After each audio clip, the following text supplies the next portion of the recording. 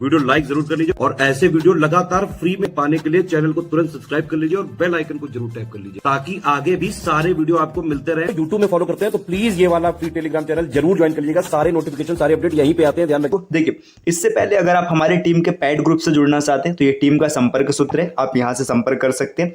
हमारी टीम से जुड़कर आप UKPSC, BPSC, UPPSC, UP triple SC, RO की तैयारी कर सकते हैं। इसके अतिरिक्त जितने भी प्रकार के सिविल सर्विसेज एग्जाम की तैयारी आप हमारे टीम के माध्यम से कर सकते हैं। ये ज्ञान सर का व्हाट्सएप नंबर है, आप यहां से भी संपर्क कर सकते हैं। टेलीग्राम पर @study for civil services search करके हमें जरूर फॉलो कीजिएगा। प्ले स्टोर से हमारा application study for civil services जरूर इंस्टॉल कीजिएगा। आप प्ले स्टोर पे जब आप एप्लीकेशन को सर्च करेंगे तो आपको ये वाला आइकन दिखेगा, आप वहां से इसको जरूर इंस्टॉल कीजिएगा। चलिए फिर स्टार्ट करते हैं अपनी क्लास को। यहाँ पर पहले आपको हेडिंग दिख रहा है कैलेंडर। कैलेंडर क्या होता है या पंचांग इसको हिंदी में कहते हैं। देखिए, कैलेंडर एक ऐसा चार्ट होता है, एक ऐसी तालिका होती है जिसमें किसी भी दिन, वार और समय का जिक्र किया गया होता है ना। तो पंचांग की बात किया जाए तो जो भी प्रसिद्ध व्यक्ति थे किसी भी धर्म या समुदाय से जुड़े, उन्होंने अपने हिसाब से अपना कैलेंडर जारी किया था। लेकिन वर्तमान में हम जिस कैलेंडर की बात करेंगे इसको ग्रेगोरियन कैलेंडर कहते हैं। ग्रेगोरियन कैलेंडर, आपने जो ये कैलेंडर देखा है जिसमें वर्ष 1 जनवरी से प्रारंभ होता है और इसकी समाप्ति 31 दिसंबर के दिन होती है ना, यही ग्रेगोरियन कैलेंडर है वर्तमान में जो चल रहा है। जिस हिसाब से हम लोग समय को कैलकुलेट करते हैं ये ग्रेगोरियन कैलेंडर है। ग्रेगोरियन कैलेंडर ये पूरी तरीके से सूर्य पर आधारित कैलेंडर है। सूर्य पर आधारित मतलब इसमें जितने भी दिनों का निर्धारण किया गया ये सूर्य के बेसिस पर किया गया। इसे यहाँ पे थोड़ी सी टाइपिंग मिस्टेक है, यहाँ पे होगा इसे पहली बार अक्टूबर 1582 में अपनाया गया। अपनाया गया का मतलब क्या, देखिए इसका स्वरूप था, है ना, इसके स्वरूप को धीरे धीरे परिवर्तित किया गया। जो वर्तमान स्वरूप है इसे अक्टूबर 1582 में पहली बार अपनाया गया था। ठीक, एक वर्ष में 365 दिन 5 घंटे 49 मिनट 12 सेकंड होते हैं। ये क्वेश्चन पूछने वाला नहीं है, ऐसा नहीं कि पेपर में आएगा, ये बस जानकारी के लिए आप जानते रहेगा। फादर ऑफ कैलेंडर कौन है? Julius Caesar. Father of calendar है Julius Caesar. Father of modern calendar, जो वर्तमान में कैलेंडर हम लोग देख रहे हैं, इसके पिता है ग्रेगोरी। ठीक, अब देखिए भारत का राष्ट्रीय कैलेंडर अगर इसकी बात की जाए तो भारत का राष्ट्रीय कैलेंडर शक संवत है। इसे अपनाया गया था 22 मार्च 1957 को। तो ये पॉइंट आप याद रखिएगा, यहाँ से कई बार जीके का क्वेश्चन बन जाता है या जीएस में बन जाता है कि भारत का राष्ट्रीय कैलेंडर क्या है, शक संवत है, कब अपनाया गया था? 22 मार्च 1957 को। चलिए इसके बाद अब आते हैं अपने अगले स्लाइड पे। देखिए नेक्स्ट स्लाइड में ये डेट आपको दिया है। देखिए वर्ष, अब वर्ष की बात करेंगे ना तो वर्ष 2 तरीके का होता है, एक सामान्य वर्ष और एक अधिवर्ष। इसका मतलब क्या, देखिए अब आपने जरूर सुना होगा, कभी ना कभी देखा भी होगा कि एक वर्ष में 365 दिन होता है। ठीक, इसके बाद 4 वर्ष के बाद एक वर्ष आता है जिसको लीप वर्ष कहते हैं, जिसमें 366 दिन होते हैं। तो इसका फंडा क्या है, ये ऐसा क्यों हो रहा है समझिए। आपने अभी जस्ट पीछे देखा कि एक वर्ष में 365 दिन और इसके बाद 5 घंटे 49 मिनट और 12 सेकंड इतना होता है ना। अब देखिए एक वर्ष में इतना दिन है तो हम लोग सामान्यतः क्या मानते हैं कि एक वर्ष में 365 दिन है। ठीक, 365 दिन आपने यहाँ पर बोल दिया, है ना।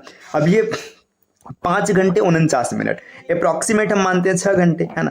ऐसे 6 घंटा ये बचता हुआ चलेगा। तो जब 4 वर्ष पूरा बीतेगा ना तो 6 चौका 24, मतलब एक दिन एक्स्ट्रा बन जाएगा, जिसको कि मतलब अधिवर्ष में शामिल किया गया। इस अधिवर्ष में जो आपकी फरवरी होती है वो 29 दिन की होती है। तो देखिए सामान्य वर्ष क्या होता है, कोई भी ऐसा वर्ष जिसमें 365 दिन होता है उसको हम लोग सामान्य वर्ष कहते हैं। अधिवर्ष जिसमें 366 दिन होता है। 366 दिन मतलब ये एक दिन एक्स्ट्रा कहाँ से आया, इसका भी वर्णन हम लोगों ने यहाँ पर कर लिया। देखिए ये 5 घंटे 49 मिनट ये जो बच रहा मतलब 12 सेकंड है, इसी से 4 वर्ष बनेंगे तो मतलब 4 वर्ष बाद क्या होगा, एक दिन एक्स्ट्रा निकल आएगा।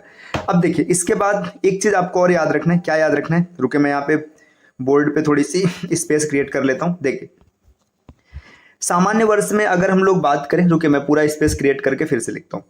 यहाँ पे देखिए सामान्य वर्ष में ये होता है 365 दिन, इसको याद रखना है। लीप वर्ष में 366 दिन। ठीक, अगर इसको वीक में कन्वर्ट किया जाएगा तो इसमें होता है 52 वीक और 1 डे, है ना। 52 वीक 1 डे, और यहाँ पर होता है 52 वीक एक दिन एक्स्ट्रा हो जाएगा मतलब 2 डे। तो इसको आप याद रखिएगा। अब सामान्य वर्ष के बाद ना एक प्रकार का वर्ष होता है जिसको कहते हैं शताब्दी वर्ष, सेंचुरी ईयर।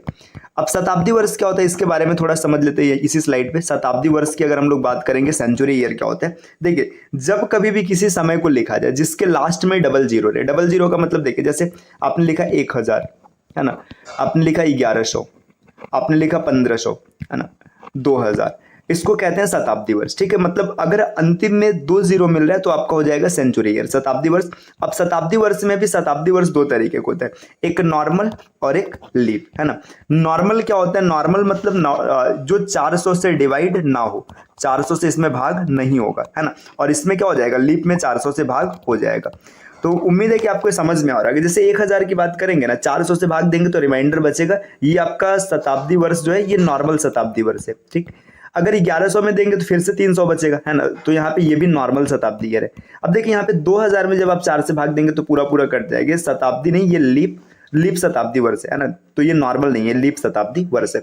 तो इस स्लाइड पे उम्मीद है आपको समझ में आ गया होगा। सामान्य वर्ष जिसमें 365 दिन होता है, इसमें 52 वीक और 1 डे होता है। ठीक, अधिवर्ष या लीप वर्ष है ना, इसमें 366 दिन होते हैं, 52 वीक और 2 दिन होते हैं। शताब्दी वर्ष 2 तरीके के होते हैं, एक नॉर्मल शताब्दी वर्ष और एक लीप शताब्दी वर्ष। लीप शताब्दी वर्ष क्या होता है? जो 400 से भाग देने पर पूरी तरीके से भाग चला जाए। और सामान्य शताब्दी वर्ष क्या होता है? इसमें अगर आप 400 से भाग देंगे तो पूरा पूरा भाग नहीं होगा। ठीक, चलिए अब आगे बढ़ते हैं नेक्स्ट स्लाइड पे। देखिए अगली स्लाइड पे क्या डेटा दिया। अब यहाँ पे एक क्वेश्चन पूछा गया। क्वेश्चन ये है कि 100 वर्षों में लीप वर्ष कितनी बार आएगा। अब समझिए, जब हम लोग 100 वर्ष को लिखेंगे ना, 100 वर्ष, देखिए 100 वर्ष लिखेंगे तो 100 वर्ष में पहले तो ये 100 शताब्दी वर्ष है ना। ये जो 100 है ये शताब्दी वर्ष है। तो अब आपको चेक करना है क्या ये 100 जो है ये लीप वर्ष है कि नहीं। तो देखिए 100 में अगर आप 400 से भाग देंगे तो ये विभाजित नहीं होगा, विभाजित नहीं होगा। इसका मतलब जो 100 है ना, 100 ये देखिए भले ही 4 से डिवाइड होगा लेकिन ये आपका लीप वर्ष नहीं है। ठीक, बाकी लीप वर्ष निकालने का एक तरीका यहाँ पे पीछे मैंने डिस्कस नहीं किया, इसको भी बता देते हैं। देखिए आपने ये पढ़ा होगा इसीलिए हम डिस्कस नहीं कर रहे। अगर कोई भी वर्ष दिया जैसे 2016 है ना, इसको अगर हम 4 से भाग करेंगे, 4 से कट जाएगा तो लीप वर्ष रहेगा, नहीं कटेगा तो सामान्य वर्ष रहेगा। इतना सामान्य सबको पता होता है। चलिए अब आते वापस से। देखिए यहाँ पे अब हम लोग देखेंगे ना, ये आपका ये शताब्दी वर्ष जो है ये लीप में नहीं आएगा, ये नॉर्मल सेंचुरी ईयर है ना, मतलब सामान्य शताब्दी वर्ष है। ठीक, अब यहाँ पे जब ये सामान्य शताब्दी वर्ष है इसका मतलब कि 100 तो कैंसिल हो गया है ना, 100 को हट गया, हटा देंगे। अब 99 बचा है ना। 99 ईयर में आपको चेक करना है कितने लीप वर्ष आएंगे। तो 99 ईयर में आप 4 से भाग देंगे, क्योंकि लीप ईयर निकालने के लिए 4 से भाग दिया जाता है। 4 से भाग देंगे तो 4 दूना 8 है ना, 1 बचेगा, फिर 9 उतरा, 4 चौका 16। तो देखिए 100 वर्षों में जो लीप वर्षों की संख्या है ये 24 है। आप आसानी से याद रख सकते हैं। ठीक, तो यहाँ पे देखिए इस बोर्ड को मैं यहाँ पे क्लियर कर रहा हूँ। देखिए 100 वर्षों में जो लीप वर्षों की संख्या है, 100 वर्षों में कितने लीप वर्ष आएंगे? 100 वर्षों में लीप वर्ष आएगा 24, है ना। अगर नॉर्मल की बात करेंगे, देखिए 24 लीप वर्ष हो गया, यहाँ पे लीप वर्ष हो गया, तो नॉर्मल ईयर कितने हो जाएंगे? 76, ये नॉर्मल ईयर रहेगा। ठीक, अब इसी तरीके से आपसे कोई पूछ ले बताओ 200 वर्ष की बात बताइएगा। तो देखिए 200 वर्ष की अगर बात करेंगे ना, 100 में 24 मिल रहा है तो 200 में कितना मिलेगा? 48 मिल जाएगा, है ना, 48 लीप ईयर। और नॉर्मल ईयर कितना हो जाएगा? 76 का डबल। अब अगर 300 वर्षों की बात करेंगे, बताओ 300 वर्षों में कितने लीप ईयर होंगे? तो इसका ट्रिपल हो जाएगा, 72, है ना, लीप ईयर।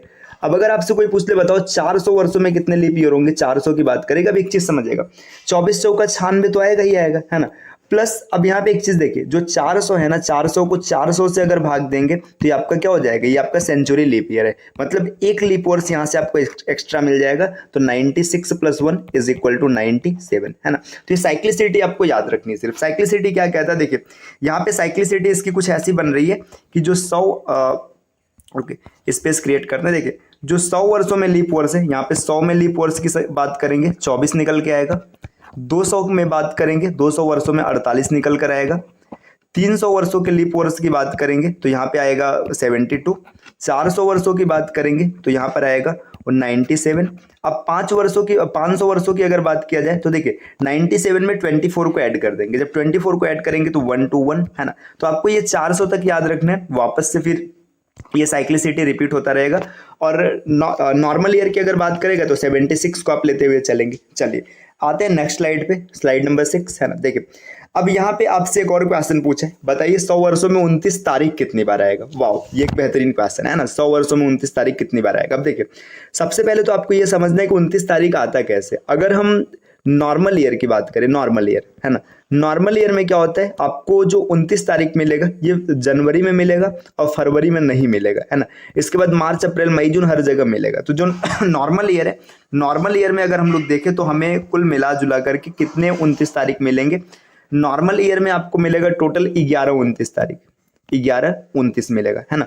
और लीप ईयर की बात करेंगे तो फरवरी में भी 29 तारीख आएगा, तो लीप ईयर में मिलेगा 12-29 तारीख। ठीक, अब नॉर्मल ईयर जितने होंगे उसमें 11 से गुणा कराएंगे और लीप ईयर में 12 से गुणा कराएंगे। तो अब अभी हम लोगों ने पीछे निकाला था 100 वर्षों में जो लीप ईयर होता है इसकी संख्या कितनी होती है, 24 होती है, और जो नॉर्मल ईयर होता है उसकी संख्या कितनी होती है, 76 होता है। तो देखिए लीप ईयर में 29 तारीख कितनी बार, 12 बार, और नॉर्मल ईयर में 29 तारीख कितनी बार, 11 बार। अब मल्टीप्लाई करेंगे, देखिए यहाँ पे इसको जोड़ देंगे, 12 बार हमें 144 288 आ जाएगा, और इसको अगर आप ऐड करेंगे तो 760 में 76 अगर जोड़ेंगे तो देखिए 760 और 76 है ना, 6 7 6 13 और 836 है ना, 836 मिलेगा। और इन सबको अब हम लोग अगर जोड़ देंगे तो 8 3 8 6 14 एक हासिल है, ठीक है, 8 4 12, ठीक है, फिर से एक हासिल है, 8 2 10 1 11 है ना, 1124 लीप ईयर 29 तारीख मिलेगा आपको 100 वर्षों में। मतलब 100 वर्ष जब आपके पूरे बीतेंगे तो 1124 बार 29 तारीख आएगा, ठीक। इस चीज को आप याद रख सकते हैं। देखिए इसके बाद ना अब यहाँ पे समझिएगा थोड़ा सा। अब अगर आपसे कभी पूछ ले कि बताइए 200 वर्षों में कितनी बार 24 तारीख आएगा, तो 200 वर्षों का कॉन्सेप्ट क्या हो जाएगा, जितना 100 वर्षों में आ रहा है उसका क्या हो जाएगा, डबल हो जाएगा, है ना, क्योंकि यहाँ पे एकदम सेम टू सेम वही रहेगा। तो आपको ऐसे याद रखना है 100 वर्षों में 1124 बार आएगा, 200 वर्षों में 29 तारीख कितनी बार आएगा ये कोई पूछ ले तो 2248 बार आएगा। 300 वर्षों की अगर बात करेंगे कि 29 तारीख कितनी बार आएगा तो 3372 बार आएगा। और अगर 400 वर्षों में कोई पूछ ले तो 4400, देखिए 4400 और ये 11 मतलब यहाँ पे हो जाएगा, और यहाँ पे आपका हो जाएगा 96, है ना। ये टोटल इतना आना चाहिए था लेकिन इतना नहीं आएगा। अभी आपने देखा था ना 400 वर्षों में एक एक्स्ट्रा लीप वर्ष होता है तो इसमें एक ऐड हो जाएगा, तो आपको मिलेगा 4497, है ना। तो ये पॉइंट आप यहाँ से याद रखेंगे, 100 वर्षों में 29 तारीख इतनी बार आएगा, 200 वर्षों में इतनी बार, 300 वर्षों में इतनी बार, 400 वर्षों में इतनी बार। अब ये जो 29 तारीख और लीप वर्ष का फंडा है इसको मैं पूरा एक स्लाइड में डिस्कस कर लेता हूँ, एक चार्ट पे। देखिए इसी में मैं आपको बता देता हूँ ये कैसे बनेगा। देखिए आपको याद रखना है, ये डायरेक्टली कई बार क्वेश्चन बनता है। अगर 100 वर्षों में आपसे पूछे बताइए कितने लीप वर्ष, तो 24, है ना। 200 वर्षों में कितने लीप वर्ष, 48। 300 वर्षों में कितने लीप वर्ष, 72। 400 वर्षों में कितने लीप वर्ष, 97, है ना। अब इसके बाद जितने की साइक्लिसिटी रहेगी आप उसको रिपीट कीजिए। 97 में बोल के 96 लिख रहा हूँ, देखिए मिस्टेक है ना, 97, रुकिए इसको लिख लेते हैं 97। अब अगर यही 500 में पूछेगा तो आप इस साइक्लिसिटी को वापस ऐड करते जाइएगा। अब यही पूछ लेना कि बताइए 100 वर्षों में 29 तारीख कितनी बार आएगा, तो 1124। देखिए 24 यहाँ पर भी है, 24 यहाँ पर भी है। 200 वर्षों में कितनी बार आएगा, बस 11 का डबल 2200 और 24 का डबल 48, है ना। 300 वर्षों में कितनी बार आएगा, तो 3372। 400 वर्षों में कितनी बार आएगा अगर इसकी बात करेंगे तो 4497। तो देखिए ये लास्ट का डेटा तो सेम है, आप एक को याद कर लीजिएगा, बाकी 11 का मल्टीपल चल रहा है तो आप आसानी से क्लियर कर लेंगे, ठीक। ये भी आपका स्पष्ट हो गया। चलिए नेक्स्ट स्लाइड नंबर 7। देखिए स्लाइड नंबर 7 पे यहाँ पे एक पॉइंट लिखा है ऑड डेज। ऑड डेज का मतलब क्या है, देखिए ऑड डेज कहते हैं किसे, जो कैलेंडर होता है ना, तो कैलेंडर मतलब एक सप्ताह में दिनों की संख्या कितनी होती है, 7, है ना। 7 दिन के बाद दिन वापस से रिपीट करता है। जैसे मान लीजिए अगर आज मंडे है तो आज के 7 दिन बाद, है ना, 7 दिन बाद जब पूरा बीत जाएगा तो अगला दिन फिर से मंडे आएगा, तो 7 दिन की साइक्लिसिटी रिपीट होती है। तो ऑड डेज वो होता है ना कि मतलब 7 दिन के पेयर को काटने के बाद जो एक्स्ट्रा बच जाए। जैसे मान के चलिए आपसे पूछे 7 दिन का पेयर क्यों काट रहे हैं, तो इसलिए काट रहे हैं ताकि हमें पता चल जाए दिन कितने के बाद रिपीट हो रहे हैं। जैसे इमेजिन करिए मैंने बोला आज मंडे है, बताओ आज से 15वां दिन कौन सा होगा, तो आप कैसे जोड़ेंगे। देखिए 15वां दिन है मतलब आज मंडे, तो आज के बाद 8वां दिन मंडे होगा, 8 के बाद 7वां मतलब 15वां दिन मंडे होगा। तो 15वां दिन पूछा है, 15 दिन बाद नहीं, है ना, तो ये मंडे हो जाएगा, ठीक। तो आप आसानी से निकाल लेंगे। तो ऑड डेज की बात करते हैं, इसको निकाला कैसे जाएगा। देखिए ऑड डेज निकालने के लिए आपको कुछ नहीं करना है, जो भी दिया रहेगा उसमें आप क्या करेंगे, आप सीधा 7 से भाग करेंगे। अब 7 से भाग कर लेंगे, इसके बाद जो भी टर्म्स आपको मिलेगा वही आपका ऑड डेज रहेगा, ठीक। देखिए जैसे मान के चलिए आपसे पूछे बताओ एक महीने में कितने ऑड डेज, है ना। एक महीने में आप अगर 31 दिन मानेंगे तो 7 से भाग देने पे आपको 3 ऑड डेज मिलेगा। मतलब ये क्योंकि 7 चौका 28 बार ये कट जाएगा, आपका रिमाइंडर 3 आ जाएगा, तो 3 ऑड डेज, है ना। अगर ये 30 दिन का मानेंगे तो आपको कितने ऑड डेज मिलेंगे, आपको मिलेंगे यहाँ पे 2 ऑड डेज, ठीक। तो ये ऑड डेज निकालने का तरीका है। अब देखो यहाँ पे एक अब छोटा सा पॉइंट आपको ध्यान देना है। क्या ध्यान देना है अब यहाँ पे बताते हैं। देखिए आपसे अगर कभी कोई पूछ लेना कि बताइए 50 दिन में कितने ऑड डेज है, तो आप 7 से भाग देंगे, है ना। 7 7 49 और यहाँ पे एक रिमाइंडर बच गया, तो यहाँ पे एक ऑड डेज होगा, ठीक। तो आपको क्या करना है, कुछ नहीं करना है, जितना टर्म रहेगा उसमें आप 7 से भाग देंगे, जो नंबर आएगा वही ऑड डेज होगा, और ऑड डेज से आप दिनों का निर्धारण करेंगे। अभी इसको आगे समझते हैं, ठीक। चलिए नेक्स्ट स्लाइड पर आते हैं। तो ऑड डेज क्लियर है कि आपको क्लियर हो गया होगा? नहीं हुआ होगा तो आप बस इतना याद रखिएगा, जो भी दिन या जो भी समय दिया रहेगा उसमें आप 7 से भाग करेंगे, जो आपको शेष फल मिलेगा वही आपका ऑड डेज बनेगा। चलिए नेक्स्ट स्लाइड नंबर 8 पर आते हैं। देखिए स्लाइड नंबर 8 क्या है, यहाँ पे लिखा है शताब्दी में विषम दिन। शताब्दी में विषम दिन इसका मतलब क्या? देखिए जैसे मान के चलिए 100 वर्षों में अगर आपसे पूछे बताइए कितने ऑड डेज है, तो समझिएगा थोड़ा सा। ऐसे आप इसको डायरेक्ट अभी याद रखेंगे, लेकिन यहाँ पे आप थोड़ा सा समझ लीजिए। अगर 100 वर्षों की हम बात करेंगे, देखिए 100 वर्षों की बात करेंगे तो 100 वर्षों में आपके जो लीप ईयर हुआ करते थे ये 24 हुआ करते थे, है ना। और जो नॉर्मल ईयर हुआ करते थे कितने हैं? नॉर्मल ईयर 76 है। अब अभी आपने पीछे एकदम स्टार्ट वाली स्लाइड में पढ़ा था कि जो नॉर्मल ईयर होता है ये आपका 52 वीक और 1 डे का होता है, ठीक। जो लीप ईयर होता है ये 52 वीक और 2 डे का होता है। अब देखिए ये 52 वीक मतलब वीक 7 की साइक्लिसिटी से कट कैंसिल हो जाएगा। नॉर्मल ईयर में ऑड डेज 1 मिल रहे हैं और लीप ईयर में ऑड डेज 2 मिल रहे हैं। तो यहाँ पे अगर टोटल ऑड डेज की बात करेंगे, देखिए लीप ईयर में 2 ऑड डेज है मतलब 48, है ना, 48 हो जाएगा, और नॉर्मल ईयर में 1 है मतलब 76। इसको ऐड करेंगे तो आपको मिल जाएगा 4, है ना, 8 सर 12 124, है ना। अब इसको 7 से भाग करेंगे, 7 से भाग करेंगे, 7 1 का 7, यहाँ पर 5 बचा, है ना, 4 7 7 49, आपको 5 रिमाइंडर मिलेगा। तो जो 100 साल है ना, 100 सालों में ऑड डेज आपको मिलेगा 5, है ना। अब ये इसका मतलब क्या है? इसका मतलब यह है कि जैसे मान के चलिए आज के दिन शुरू हुई थी ना, आज का दिन जब शुरू हुआ था, इसके बाद फिर आगे क्या होगा कि जब 100 साल बीतेगा तो उसमें 5 दिन एक्स्ट्रा बचा रहेगा। फिर 100 वर्षों में आपने ऑड डेज निकाल लिए, 100 वर्षों में आपके 5 ऑड डेज मिलेंगे, है ना। मतलब जैसे अगर मान के चलिए ऐसे मैं बोल दूं 1 जनवरी मतलब को आज मान के चलिए सोमवार है ना। फिर बताइए आज से एकदम एग्जैक्ट 100 साल बाद कौन सा दिन होगा, तो आप 5 दिन एक्स्ट्रा कर लेंगे, मतलब इसमें 5 जोड़ देंगे तो 5 जुड़ते ही मतलब जो आएगा वो आपको मिल जाएगा। देखिए 100 वर्षों में आपने ऑड डेज निकाल लिया। अब देखिए आगे और भी देखते हैं 200 वर्षों में कितने ऑड डेज आएंगे, 300 वर्षों में कितने ऑड डेज आएंगे। देखिए अगर 200 वर्षों के ऑड डेज की बात करेंगे तो आपको बेसिक से कैलकुलेट नहीं करना है, थोड़ा सा ध्यान दीजिएगा। 100 वर्षों में अगर 5 ऑड डेज है ना, तो 200 वर्षों में कितने हो जाएंगे? 5 दूना 10 हो जाएंगे। लेकिन इसमें आप जब 7 से भाग देंगे ना तो आपको कितना मिल जाएगा? यहाँ पे 3 रिमाइंडर बचेगा, मतलब 200 वर्षों में 3 ऑड डेज, ठीक। अगर 300 वर्षों की कोई बात करें, देखिए यहाँ पे आप समझिए इसमें क्या है। देखिए 100 वर्षों में 5 है तो 300 वर्षों में कितना हो जाएगा? 15 हो जाएगा। अब 15 को जब 7 से भाग करेंगे, 7 दूना 14 कट जाएगा तो आपको 1 ऑड डेज मिलेगा। और बात करेंगे 400 वर्षों में कितने ऑड डेज होते हैं, तो इसको समझिएगा। देखिए 400 वर्षों में यहाँ पे 20 हो गया, है ना। अब आपको लग रहा है 7 से भाग कर देंगे 6 मिलेगा, गलत हो जाएगा। थोड़ा सा आप अपने पॉइंट को मतलब अपने कॉन्सेप्ट को रिकैप करिए। आप देखेंगे 400 आपका क्या है? 400 एक शताब्दी लीप ईयर से, है ना। शताब्दी लीप ईयर में 1 ऑड डेज एक्स्ट्रा मतलब एक्स्ट्रा हो जाएगा। क्यों हो जाएगा समझिए। देखिए आपने पीछे क्या पढ़ा था, जो शताब्दी लीप वर्ष होता है ना उसमें एक मतलब लीप वर्ष एक्स्ट्रा हो जाता है। तो यहाँ पे आपका 5 चौका 20 हो जाएगा, है ना। लेकिन 1 ऑड डेज इसके कारण भी तो बढ़ जाएगा, +1 करेंगे तो ये 7 से पूरा कट जाएगा, इसमें 0 ऑड डेज होता है ना। तो ये साइक्लिसिटी आपको याद रखनी है। अब अगर कोई आपसे पूछे 500 में कितने ऑड डेज है, तो वापस से फिर रिपीट करेगा। रिपीट करने का मतलब क्या समझिए, अगर आपसे कोई पूछे 500 में कितने ऑड डेज मिलेंगे, तो आपको वापस से 5 ही ऑड डेज मिलेगा, ठीक है। 600 में कितने मिलेंगे? 3 मिलेगा।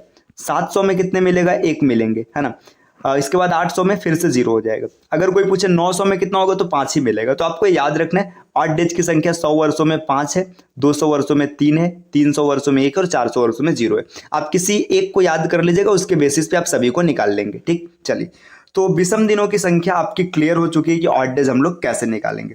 नेक्स्ट आते हैं अगले स्लाइड पे। अब इसके बाद देखिए स्लाइड नंबर 9 क्या कहते हैं, महीनों में ऑड डेज की संख्या। तो ये बड़ा सरल सा है, इसमें तो कुछ नहीं करना है। महीनों में जितने दिन है, जैसे देखिए जनवरी, है ना, फरवरी, मार्च, अप्रैल, मई, जून, जुलाई, अगस्त, सितंबर, अक्टूबर, नवंबर और दिसंबर, है ना। जनवरी में 31 है, 31 में आप 7 से भाग करेंगे, 7 चौका 28, इसमें 3 मिलेगा। फरवरी में अगर 28 रहा तो 0 ऑड डेज और 29 रहा तो 1 ऑड डेज। मार्च में 3 ऑड डेज, है ना। अप्रैल में 2 ऑड डेज, मई में 3 ऑड डेज, है ना। जून में 2 ऑड डेज, जुलाई 3, अगस्त 3, सितंबर 2, अक्टूबर में 3 ऑड डेज, नवंबर में 2 ऑड डेज और दिसंबर में 3 ऑड डेज। ऑड डेज मतलब विषम दिन, है ना।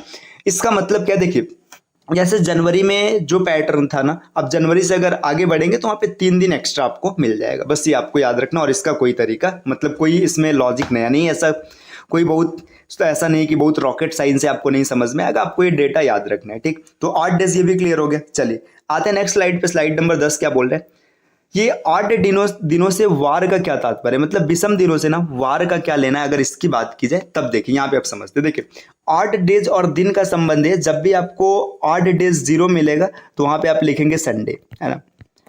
8 डेज 0 का मतलब है संडे, 8 डेज 1 का मतलब है मंडे, ठीक है। 8 डेज 2 का मतलब है ट्यूसडे। तो इस तरीके से आप आगे समझ लेंगे। 3 का मतलब है वेडनेसडे, 4 का मतलब है थर्सडे, 5 का मतलब है फ्राइडे एंड 6 का मतलब है सैटरडे। तो आपको ये चीज़ याद रखना है कि जब भी आपके ऑड डेज की संख्या 0 आएगी तो उसको आप संडे मानेंगे, है ना। मतलब हम संडे से शुरुआत कर रहे हैं। 1 आएगा तो मंडे मानेंगे, 2 आएगा तो Tuesday, 3 Wednesday, 4 Thursday, 5 Friday, 6 Saturday, ठीक है। अब ये मत पूछना कि अगर ऑड डेज कभी 7 आएगा, देखो सीधी सी बात है ना, ऑड डेज 7 आएगा ही नहीं। क्यों नहीं आएगा, देखिए अब ऑड डेज 7 क्यों नहीं आएगा, इतना तो कॉमन सेंस आपके पास भी है, क्योंकि जब भी हम किसी संख्या में भाग करेंगे तो जो हमारा भाज्य रहेगा, है ना, जो भाज्य होगा वो चाहे जितना बड़ा हो इससे कोई फर्क नहीं पड़ता है, जो आपका रिमाइंडर आएगा वो हमेशा भाजक से छोटा होगा।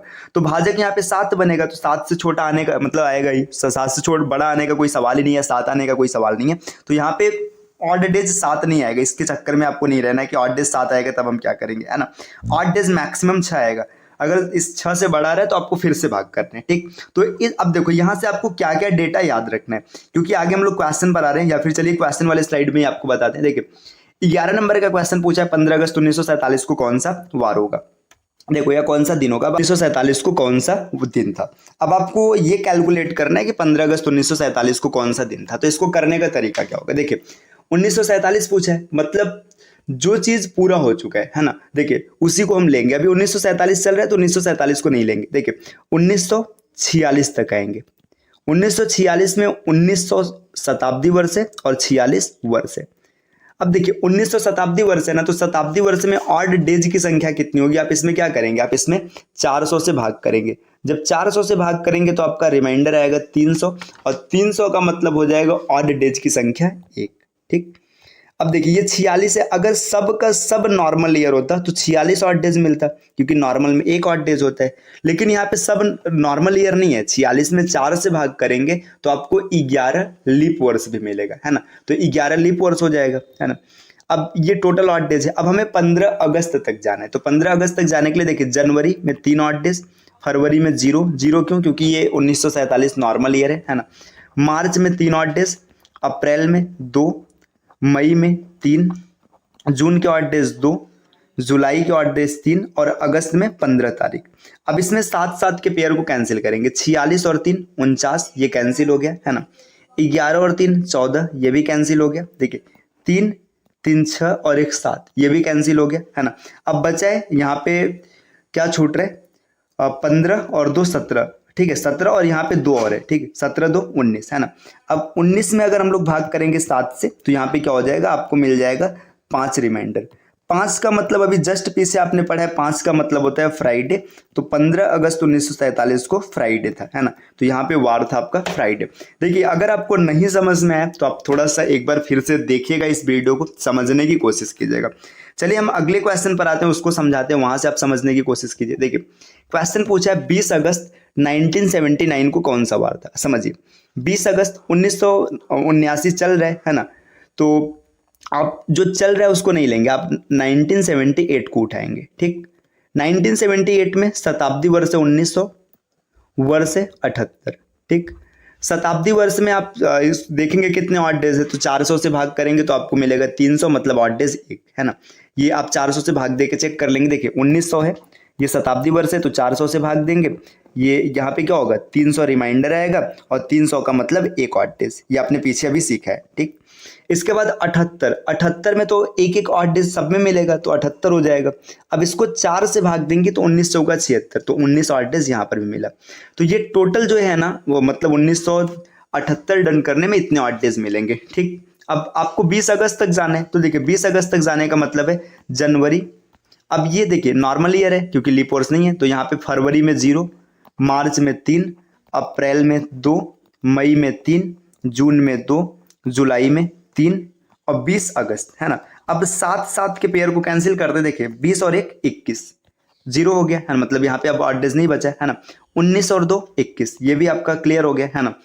अब और देखते हैं 3 3 6 3 9 3 12 और 2 14, ये भी कैंसिल हो गया। देखिए कोई बच रहा है 78 बच रहा है। 78 में जब 7 से भाग करेंगे तो 1 रिमाइंडर आएगा, 78 अपॉन 7, क्योंकि 77 बार चला जाएगा, एक रिमाइंडर आएगा। एक का मतलब ऑड डेज क्या हो जाएगा, मंडे हो जाएगा, तो इसका बिल्कुल सही आंसर हो जाएगा मंडे, है ना। तो मंडे इसका बिल्कुल सही आंसर है। ठीक, चलिए एक क्वेश्चन और है, ये क्वेश्चन है देखिएगा यहाँ पर है, आपको बताना है 1 अक्टूबर 2023 को कौन सा दिन होगा। अभी ये आगे आने वाला है, ठीक है। आपको तो ऐसा नहीं कि कैलेंडर चेक करके बता देंगे कौन सा दिन होगा, आपको इसमें क्या करना है, अपने बेसिक तरीके से इसको कैलकुलेट करना है, क्योंकि होगा क्या, क्योंकि अभी आपको वर्तमान में पता है कि 1 अक्टूबर को कौन सा दिन होगा, तो आप चेक कर सकते हैं। तो आप चेक करके जरूर इसका आंसर कमेंट कीजिएगा। और इस प्रकार वहां पर पहला क्वेश्चन दिया, देखिए डबल डेटेड क्वेश्चन का बेसिक पैटर्न क्या होता है, हम इसमें थोड़ा सा डिस्कस करेंगे। आपको दिया है 15 अगस्त 1947 को फ्राइडे था, व्हाट डे विल बी 15 जुलाई 2029। देखिए जब भी ऐसा क्वेश्चन मिलेगा ना, तो सबसे पहले आपको क्या करना है, जो पहला डेट दिया है ना, इसका दिन आप कैलकुलेट करेंगे, इसका दिन कैलकुलेट करेंगे। फिर अगर ये दिन सही आएगा तब दूसरे को डायरेक्ट कैलकुलेट कर लेंगे। अगर ये दिन गलत आएगा, जैसे मान के चलिए शुक्रवार ना होकर कुछ और आएगा, तो आप देखेंगे कितने का डिफरेंस है और सेकंड के साथ भी वही डिफरेंस आप अप्लाई करेंगे। चलिए देखिए इस क्वेश्चन को हम लोग टैकल करते हैं, कैसे इसमें बनेगा, क्या तरीका होगा। देखिए यहाँ पे अगर मैं स्टार्ट करूँ क्वेश्चन बनाना, तो जो बोला है सबसे पहले उसको देखते हैं। 15 अगस्त 1947 आपने पिछली वीडियो में देखा था, इसको कैसे निकालेंगे। देखिए 15 अगस्त 1947, इसके दिन निकालने का तरीका क्या आपने पीछे के वीडियो में देख रखा है, अगर नहीं देखा है तो 1 जरूर देखेगा, मैं यहाँ पे कैलकुलेट कर रहा हूँ। देखिए 47 चल रहा है, 47 चल रहा है, इसका मतलब 46 बीत गया है, तो आप 1946 लेंगे। अब 1946 में ऑड डेज कैसे मिलेगा, देखिए ये 1900 शताब्दी वर्ष है और 46 क्या है, वर्ष है। तो यहाँ पे देखिए 1900 शताब्दी वर्ष में आपको मिलेगा एक ऑड डेज, है ना। आपने इसको देखा होगा कि एक ऑड डेज कैसे मिलेगा, जब भी 300 वर्षों की बात होती तो ऑड डेज एक आता है। अब 300 वर्ष मतलब 1900 को ना आप 400 से भाग देंगे, जो शेष आएगा 300 वर्ष, और 300 वर्षों में ऑड दिनों की संख्या 1 होती है। अब 46 वर्ष, अगर ये सब सामान्य होगा तो 46 ऑड डेज आएगा, लेकिन इसमें 11 लीप ईयर भी रहेगा। अब आपको आना है 15 अगस्त तक। जनवरी में ऑड डेज 3, फरवरी में 0 क्योंकि ये लीप ईयर नहीं है, मार्च में 3, अप्रैल 2, मई में 3, जून के ऑड डेज 2 हैं, जुलाई के 3 है। अब देखो अगस्त में 15 तारीख तक आना है, तो 15 तारीख तक हम लोग आ गए। अब 7 के मल्टीपल को चेक करते हैं। देखिए 46 और 3 49, 7 से कट जाएगा। 11 और 3 14, ये भी 7 से कट जाएगा। देखिए 15 3 18 3 21, ये भी कट जाएगा। 2 2 4 और 1 5, 5 का मतलब होता है फ्राइडे। तो ये जो ऑड यहाँ पे दिनों की संख्या आ रहा है ना, मतलब जो दिन आ रहा है, वार आ रहा है, ये फ्राइडे आ रहा है। ऑड डे जब 5 है तो यहाँ पे फ्राइडे आ रहा है। फ्राइडे का मतलब क्या है कि देखिए जो दिन आपको यहाँ पे दिख रहा है, फ्राइडे दिख रहा है ना, तो ये फ्राइडे दिया हुआ है, तो इसका मतलब क्या है कि 15 जुलाई 2019 को जो निकालेंगे उसमें कोई भी चेंजिंग नहीं करना है। तो 15 जुलाई 2019 कैसे निकलेगा, देखिए 2019 की बात है, इसका मतलब 2018 तक हो चुका है पूरा, तो आप लेंगे 2018। 2018 में देखिए ये 200 शताब्दी वर्ष है और यहाँ पे वर्ष है 18। 200 शताब्दी वर्ष में ऑड डेज की संख्या 0 हो जाएगी। 18 में अगर सब सामान्य वर्ष होता तो 18 ऑड डेज, लेकिन 4 से भाग देंगे तो आपको 4 लीप वर्ष भी मिलेगा। अब ये क्या किया जा रहा है, ये आप पहले वीडियो में सीख चुके हैं। ठीक, अब देखिए 15 जुलाई तक आपको जाना है, तो आप जनवरी में ऑड डेज 3, फरवरी में देखिए नॉर्मल ईयर है तो 0 हो जाएगा, मार्च में 3, अप्रैल 2, मई 3, जून 2 और जुलाई में आपको 15 तक जाना है, तो 15 जुलाई। अब देखिए यहाँ पे कैलकुलेट करते हैं, 18 और 3 21, 0 हो गया है ना। 15 3 18 3 21, है ना, ये भी 0 हो गया। अब देखिए 4 2 6 2 8, ऑड डेज कभी 8 नहीं हो सकते, 8 में 7 से भाग देंगे तो रिमाइंडर 1 मिलेगा, है ना। तो 1 का मतलब क्या होता है, 1 का मतलब होता है मंडे। तो जो ये दिन आएगा, इस दिन कौन सा दिन होगा, इस दिन होगा मंडे, है ना। तो इस दिन आपको मिलेगा मंडे। देखिए ये आपको सॉल्व करने का तरीका थोड़ा सा लेंदी लगा होगा, मैं लिख लिख के समझा रहा हूँ तो यहाँ पे हो रहा है थोड़ा सा ज़्यादा, लेकिन जब आप अच्छे से क्वेश्चन को प्रैक्टिस कर लेंगे ना तो आप आराम से इसको मुश्किल से 40 से 45 सेकंड में आप कैलकुलेट कर लेंगे, बहुत ज़्यादा टाइम नहीं लगेगा। चलिए आते हैं सेकंड क्वेश्चन पे। देखिए सेकंड क्वेश्चन आपके सामने दिया है 27 जनवरी 1964 को संडे था, तो आपको फाइंड आउट करना है 29 दिसंबर 1999 को कौन सा दिन होगा। तो सबसे पहले आप इसको चेक करिए 27 जनवरी 1964 सही है कि नहीं। 1964 की बात हो रहा है ना, इसका मतलब 1963 तक पूरा हो चुका है। 1963 में देखिए ये जो शताब्दी वर्ष है 1900 है और नॉर्मल वर्ष जो है वो कितना है, वो आपका 63 है, ठीक, मतलब वर्ष। अब देखिए 1900 में जब 400 से भाग देंगे तो बचेगा 300, 300 का मतलब ऑड डेज 1 आ जाएगा, प्लस अगर ये 63 सब सामान्य वर्ष होता तो 63 लीप ऑड डेज मिलता, लेकिन इसमें आपको 15 से भाग 4 से भाग देने पे पता चलेगा 15 लीप वर्ष भी है। अब देखिए आपको कहाँ तक जाना है, आपको जाना है 27 जनवरी, तो डायरेक्ट आपको मिल जाएगा 27 जनवरी, ठीक। 27 और 1 28 कैंसिल आउट हो गया है ना। इसके बाद देखिए 9 7 63 ये भी कैंसिल आउट हो गया। अब यहाँ पे क्या करेंगे, आप 15 को जब 7 से भाग देंगे 7 दूना 14, एक रिमाइंडर आएगा। एक का मतलब क्या होना चाहिए था, यहाँ पे मंडे होना चाहिए था, मंडे होना चाहिए था, लेकिन मंडे न दे करके उसने क्या दिया है, सेट संडे दिया है। संडे का मतलब देखो, या तो आप ये मान लीजिएगा इसमें एक पीछे करके दिया है, मंडे से एक पीछे करके दिया है, या तो आप ये मान लीजिएगा इसमें एक्स्ट्रा आपको 6 दिन और जोड़ के दिया है। तो आपको जो सुविधाजनक लगे आप वो कर सकते हैं। तो यहाँ से पीछे जाना आसान है ना, एक पीछे दिया है। अब यहाँ से क्या करेंगे, 29 दिसंबर 1999 को कैलकुलेट करेंगे, ठीक। देखिए अच्छा यहाँ पे एक चीज और देखना, आप सोच रहे होंगे ये लीप वर्ष है तो हमने यहाँ पे ऑड डेज मतलब क्यों नहीं लिया। देखिए ऑड डेज यहाँ पे इसको नहीं बढ़ाया गया एक एक्स्ट्रा, क्योंकि ये आपका फरवरी खत्म ही नहीं हुआ है, अभी फरवरी तो आया ही नहीं है। अब आते हैं इस पे, देखिए 29 दिसंबर 1999 मतलब 1998 तक पूरा हो चुका है ना। तो 1998 की बात हम लोग करेंगे। देखिए ये 1900 शताब्दी वर्ष है और 98 वर्ष है ना। 1900 शताब्दी वर्ष में ऑड डेज की संख्या एक होती है। कैसे एक होती है ये मैंने आपको बता रखा है पहले वीडियो में। 98 में नॉर्म देखिए सीधा सीधा 98 ऑड डेज और 4 से भाग देंगे तो 24 चौका 96 है ना। अब आपको 29 दिसंबर तक जाना है। देखिए जनवरी है ना, फरवरी, मार्च, अप्रैल, मई, जून, जुलाई, अगस्त, सितंबर, अक्टूबर, नवंबर और 29 का दिसंबर है ना। अच्छा ये क्या लिखा जा रहा है, इसमें ऑड डेज लिखा जा रहा है। ऑड डेज मतलब विषम दिन, कितने दिन का अंतर आएगा। अब देखिए जो कटने लायक है काटने, देखिए अगर आप 14 से काटेंगे तो 14 सत्ते 98, 7 से कट जाएगा मतलब 7 से पूरा हो जाएगा, 7 और 14 एक ही है मतलब मल्टीपल हैं दोनों। देखिए 24, 3 27 और 1 28 ये भी 7 से कट जाएगा। देखिए 3 3 6, 3 3 का 9, 3 चौका 12 और 2 14 ये भी कैंसिल आउट हो गया। 2 2 4 3 7 ये भी कैंसिल आउट हो गया है ना। 29 और 2 31, 31 को जब आप भाग करेंगे 7 से तो 7 चौका 28, 3 आपको मिलेगा। अब 3 आपको देखो यहाँ पे एक पीछे गया तो हमें भी एक पीछे जाना पड़ेगा, तो आप 3 नहीं 2 मानेंगे। अब जब 2 मानेंगे तो 2 का मतलब क्या होता है, 2 का मतलब होता है ट्यूसडे, ट्यूसडे। तो इस दिन आपका ये ट्यूसडे हो जाएगा या फिर मंगलवार। तो आपका जो ये 29 दिसंबर 1999 है इस दिन मंगलवार बनेगा। आप आसानी से इसको कैलकुलेट कर सकते हैं। चलिए नेक्स्ट अगले प्रश्न पर आते हैं, क्वेश्चन नंबर 5वां। देखिए यहाँ पर दिया है 16 अगस्त 1732 को बुधवार है, तो 29 जनवरी 2050 को कौन सा दिन होगा। इस क्वेश्चन का आंसर आपको कमेंट करना है जरूर है ना। इस क्वेश्चन का आंसर आप कमेंट कीजिएगा कि यहाँ इस दिन कौन सा दिन होगा, ठीक। तो जैसे मैंने तरीका बताया उसी तरीके से क्वेश्चन बनेगा। चलिए अब आते हैं नेक्स्ट क्वेश्चन पे। क्वेश्चन नंबर अगला क्वेश्चन देखो यहाँ पे क्या है, जब डबल डेट का क्वेश्चन देता है ना तो उसमें कुछ क्लू भी रहता है। देखिए वो क्लू क्या होता है, कई बार ऐसा होता है ना कि आपका डेट डिफरेंट रहेगा लेकिन मंथ और ईयर सेम रहेगा।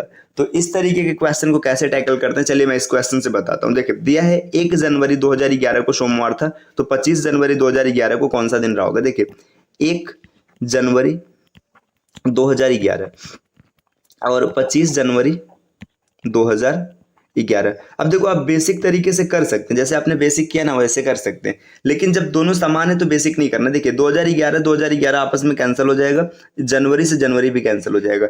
1 से आपको 25 तारीख तक जाना है। आप कितने दिन चलेंगे, 24 दिन चलेंगे है ना। 1 से चलना शुरू करेंगे, जब 24 दिन चलेंगे तो 25वें पर आ जाएंगे। तो अब देख लेते हैं 24 दिन में कितने ऑड डेज होंगे। अगर 24 दिन की बात करें तो 7 तारीख 21, आप 7 से भाग देंगे, 3 बार में जाएगा, 3 रिमाइंडर बचेगा, मतलब इसके ऑड डेज कितने हैं 3। अब 3 ऑड डेज का मतलब ये जो सोमवार है ना इसमें 3 ऐड करेंगे, तो सोमवार में 3 ऐड करेंगे तो मंगलवार, बुधवार, बृहस्पतिवार है ना। तो यहाँ पे आंसर आ जाएगा आपका बृहस्पतिवार मतलब थर्सडे। THDAY, तो आपका जो सही आंसर हो जाएगा थर्सडे हो जाएगा। तो इसको करने का तरीका ये होता है, ठीक, आप इस तरीके से आराम से टैकल कर लेंगे। चलिए नेक्स्ट अगले क्वेश्चन पर आते हैं। अगले क्वेश्चन में देखिए क्या दिया है। अगला क्वेश्चन यहाँ पर एक और क्वेश्चन दिया है इसी वर्जन का। आपको क्या करना है, देखिए 15 मई 2019 को सोमवार था, तो 25 मई 2019 को कौन सा दिन रहा होगा। देखिए 15 मई 2019 है ना, इस दिन आपका ये कौन सा दिन है, ये मंडे है। फिर आगे पूछ रहा है 25 मई 2019 है ना, कौन सा दिन होगा। देखो 2019 से 2019 कैंसिल, मई से मई कैंसिल, 15 से आपको जाना है 25 पे, 15 से जब 25 पर जाना है मतलब 10 दिन आप चलेंगे। तो 10 दिन में कितने ऑड डेज हैं, यहाँ पे आप 7 से भाग देंगे तो आपको पता चलेगा 3 ऑड डेज हैं, क्योंकि 3 रिमाइंडर आ रहा है। तो 3 ऑड डेज है तो 3 दिन एक्स्ट्रा हो जाएगा। इसमें भी क्या हो जाएगा, आपको मिल जाएगा थर्सडे, है ना। तो इस तरीके से आप आसानी से फाइंड आउट कर सकते हैं जब कभी भी दो परिस्थितियां सेम रहे। तो देखो ये तब की बात हुई जब आपका ईयर और मंथ सेम था, ठीक। चलिए अब आगे बढ़ते हैं। देखिए अगला स्टेटमेंट क्या दिया है, अगले स्लाइड पे ये डेटा दिया है कि यदि मंथ डिफरेंट हो, मतलब जो महीना है ना वो तो अलग हो जाएगा, लेकिन ईयर और डेट सेम रहेगा, तब क्या करेंगे। देखिए वही तरीका है, कुछ नया नहीं है। आप कैसे करेंगे, देखिए जैसे यहाँ पे एक क्वेश्चन दिया है 5 अप्रैल 2028 को शनिवार होगा। देखो 5 अप्रैल 2028 है ना, इस दिन शनिवार होगा। तो आपसे पूछ रहे हैं 5 सितंबर 2028 को कौन सा दिन होगा। देखिए अब इसमें ना बस आपको एक चीज याद रखना है, जिस मंथ पर या जिस मंथ पर आपको जाना है उस मंथ को काउंट नहीं करेंगे, क्योंकि अभी तो चल ही रहा है, अभी वो पूरा ही नहीं हुआ तो फिर कैसे पता चलेगा। कैलेंडर में बस इतना याद रखिएगा, जो चल रहा होगा, जो पूरा नहीं हुआ होगा उसके लिए आप ऑड डेज नहीं निकालेंगे। ऑड डेज आप हमेशा उसी समय के लिए निकालेंगे जो पूरा हो चुका होगा। देखिए 2028 से 2028 कैंसिल आउट हो जाएगा, 5 से 5 कैंसिल आउट हो जाएगा। अप्रैल से चल के आपको जाना है कहाँ तक, देखिए सितंबर पर पहुंचना है, सितंबर से एक पहले मतलब अगस्त तक, है ना। अब देखिए सितंबर को क्यों नहीं लेना है, क्योंकि सितंबर तो अभी चल ही रहा है ना, तो यहाँ पे आपको अगस्त तक जाना है। देखिए अब कैसे जाएंगे, देखिए अप्रैल, मई, जून, जुलाई, अगस्त, है ना। यहाँ पे ऑड डेज की संख्या कितनी होती है, अप्रैल में ऑड डेज होता है 2, ठीक। मई में कितना होता है, यहाँ पे मैं साइड में लिख रहा हूँ, ठीक है। यहाँ पर देखिए अप्रैल में ऑड डेज होता है 2 प्लस मई में 3, जून की बात करेंगे 2, जुलाई की बात करेंगे 3, अगस्त की बात करेंगे 3। इतने ऑड डेज है, देखिए आपको मिल जाएगा 3, 2 5 और 2 7, 7 ऑड डेज कैंसिल हो गए आपस में, है ना। बचा 6। अब देखिए यहाँ पे 6 बच रहा है, मतलब जो सैटरडे है ना, सैटरडे में आपको 6 जोड़ना होगा। तो सैटरडे में जब 6 जोड़ेंगे तो देखिए सैटरडे के 6 दिन बाद आपका फिर से मिल जाए कौन सा, देखिए सैटरडे था आप जोड़ के भी निकाल सकते हैं। सैटरडे का मतलब होता है 6, 6 और प्लस 6 हो जाएगा 12। अब 12 में 7 से भाग देंगे तो 5 आ जाएगा, 5 का मतलब होता है फ्राइडे। तो एक तरीका तो ये होता है, या फिर आप डायरेक्ट सोच लेना सैटरडे से 6 दिन बाद, तो सैटरडे से 6 दिन बाद आप काउंट कर लीजिएगा, फ्राइडे मिलेगा, है ना। Sunday, Monday, Tuesday, Wednesday, Thursday, Friday, तो ये आंसर आपका बिल्कुल सही हो जाएगा, फ्राइडे। चलिए अब आते हैं नेक्स्ट अगले स्लाइड पे। देखिए अगले स्लाइड पे क्या डेटा दिया है, देखिए अब यहाँ पे आपको ना वही क्वेश्चन है, वर्जन थोड़ा सा अलग है। ईयर डिफरेंट हो जाएगा, डेट और मंथ सेम रहेगा, तब क्या करेंगे। देखिए यहाँ पे क्वेश्चन समझते हैं। देखिए 12 मार्च 2014 है ना, यहाँ पे आपको दिया है संडे है, तो आपसे पूछ रहा है कि बताइएगा 12 मार्च 2019 को कौन सा दिन या वार रहा होगा। देखिए वही तरीका करना है जो आपने मंथ में लगाया। 2019 चल रहा है मतलब 2019 पर नहीं जाना है, ठीक है। इससे पहले मतलब 2018 तक हमको पूरा डेटा देखना है। देखो 12 मार्च से 12 मार्च कैंसिल आउट हो गया, 2014 से स्टार्ट करेंगे, 2018 तक जाएंगे। देखिए 18 तक जाएंगे, 19 पर क्यों नहीं जाएंगे, क्योंकि 19 तो अभी चल ही रहा है, 19 पूरा ही नहीं हुआ है ना। तो 14 से देखिए 2014, 2015, 2016 और 2017, है ना। अब इतने वर्षों में कितने ऑड डेज हैं ये आपको फाइंड करना है। 2014 में ऑड डेज की बात करेंगे, नॉर्मल ईयर में ऑड डेज होता है 1, है ना। 2015 में भी ऑड डेज 1, है ना। 2016 में ऑड डेज की संख्या कितनी हो जाएगी 2, क्योंकि ये आपका एक लीप वर्ष है, तो लीप वर्ष में ऑड डेज की संख्या 2 होती है। 2017 में ऑड डेज की संख्या 1 और 2018 में ऑड डेज की संख्या 1, है ना। तो जो ओवरऑल ऑड डेज मिलेगा आपको मिलेगा 6, है ना। मतलब यहां से जब आप आगे बढ़ेंगे ना तो आपको 6 दिन एक्स्ट्रा मिल जाएगा। अब 6 दिन एक्स्ट्रा मिलने का मतलब क्या है, संडे का मतलब 0 होता है, 0 में आप 6 ऐड करेंगे ना जब, तो आपको क्या मिल जाएगा, आपको मिल जाएगा सैटरडे, है ना। तो सैटरडे इस क्वेश्चन का बिल्कुल सही आंसर हो जाएगा। तो सैटरडे इसका सही आंसर है। चलिए आते हैं अगले स्लाइड पर, अगले प्रश्न को देखते हैं। अगला प्रश्न क्या है, देखिए अब देखिए अगला प्रश्न यहाँ पे इसी से रिलेटेड है। देखिए क्या दिया है, 12 मार्च 1756 को रविवार था, तो 12 मार्च 1768 को कौन सा दिन रहा होगा? देखिए 12 मार्च 1756, इस दिन संडे दिया, आपसे पूछ रहा है 12 मार्च 1768। अब देखो कुछ नहीं करना है आपको, यहाँ पे समझिए 12 मार्च से 12 मार्च कैंसिल आउट हो जाएगा। आपको 1756 से लेकर के कहाँ तक जाना है? 1767 तक जाना है। अब इसमें आप आराम से नंबर लिख सकते हैं कैलकुलेट करके। देखिए 56 ये 4 से कट रहा है, लीप ईयर तो यहाँ पे 2 8 डेज है ना। 56 के बाद 57, 58, 59 और ये 60, 60 में 8 डेज 2 रहेंगे है ना। 61, 62, 63 और यहाँ पे 64, 64 भी लीप वर्ष होगा है ना।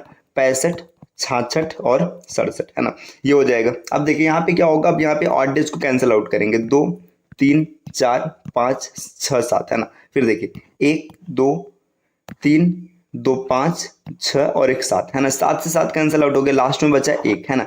1 बचने का मतलब क्या है? 8 डे मतलब 1 एक्स्ट्रा आएगा, संडे था तो संडे से 1 आगे बढ़ जाएगा, मंडे इसका बिल्कुल सही आंसर हो जाएगा। तो इस दिन आपको मिलेगा मंडे। देखिए यहाँ पे डिफरेंस छोटे छोटे तो हम लोग आराम से निकाल ले रहे हैं, जैसे मान के चलिए कभी ना ऐसे बहुत बड़ा डिफरेंस रहेगा तो उसका तरीका क्या होगा, इसको अगली वीडियो में आपको क्वेश्चंस के साथ एक्सप्लेन करेंगे। यहाँ पे चलिए और आगे बढ़ते हैं। देखिए तो नेक्स्ट क्वेश्चन नंबर 11 को अगर हम लोग देखें तो 11 में क्या दिया?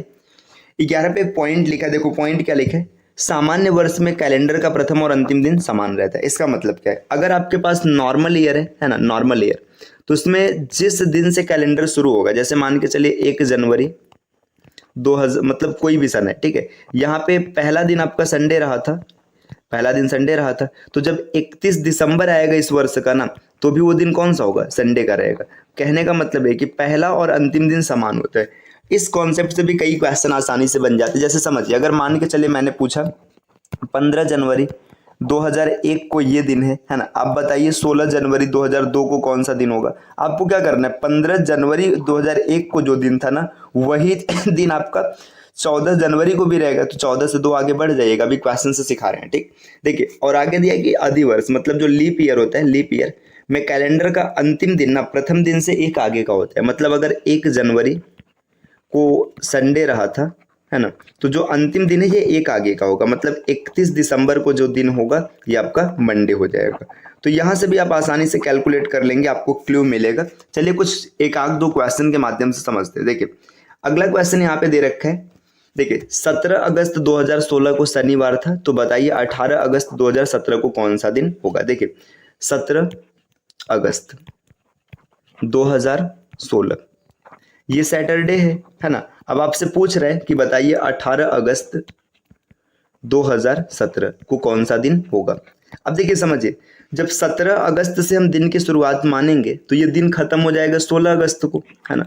16 अगस्त 2016 को खत्म हो जाएगा, है ना, क्योंकि 17 से शुरू हुआ था तो उससे एक पहले 16 को खत्म हो जाएगा।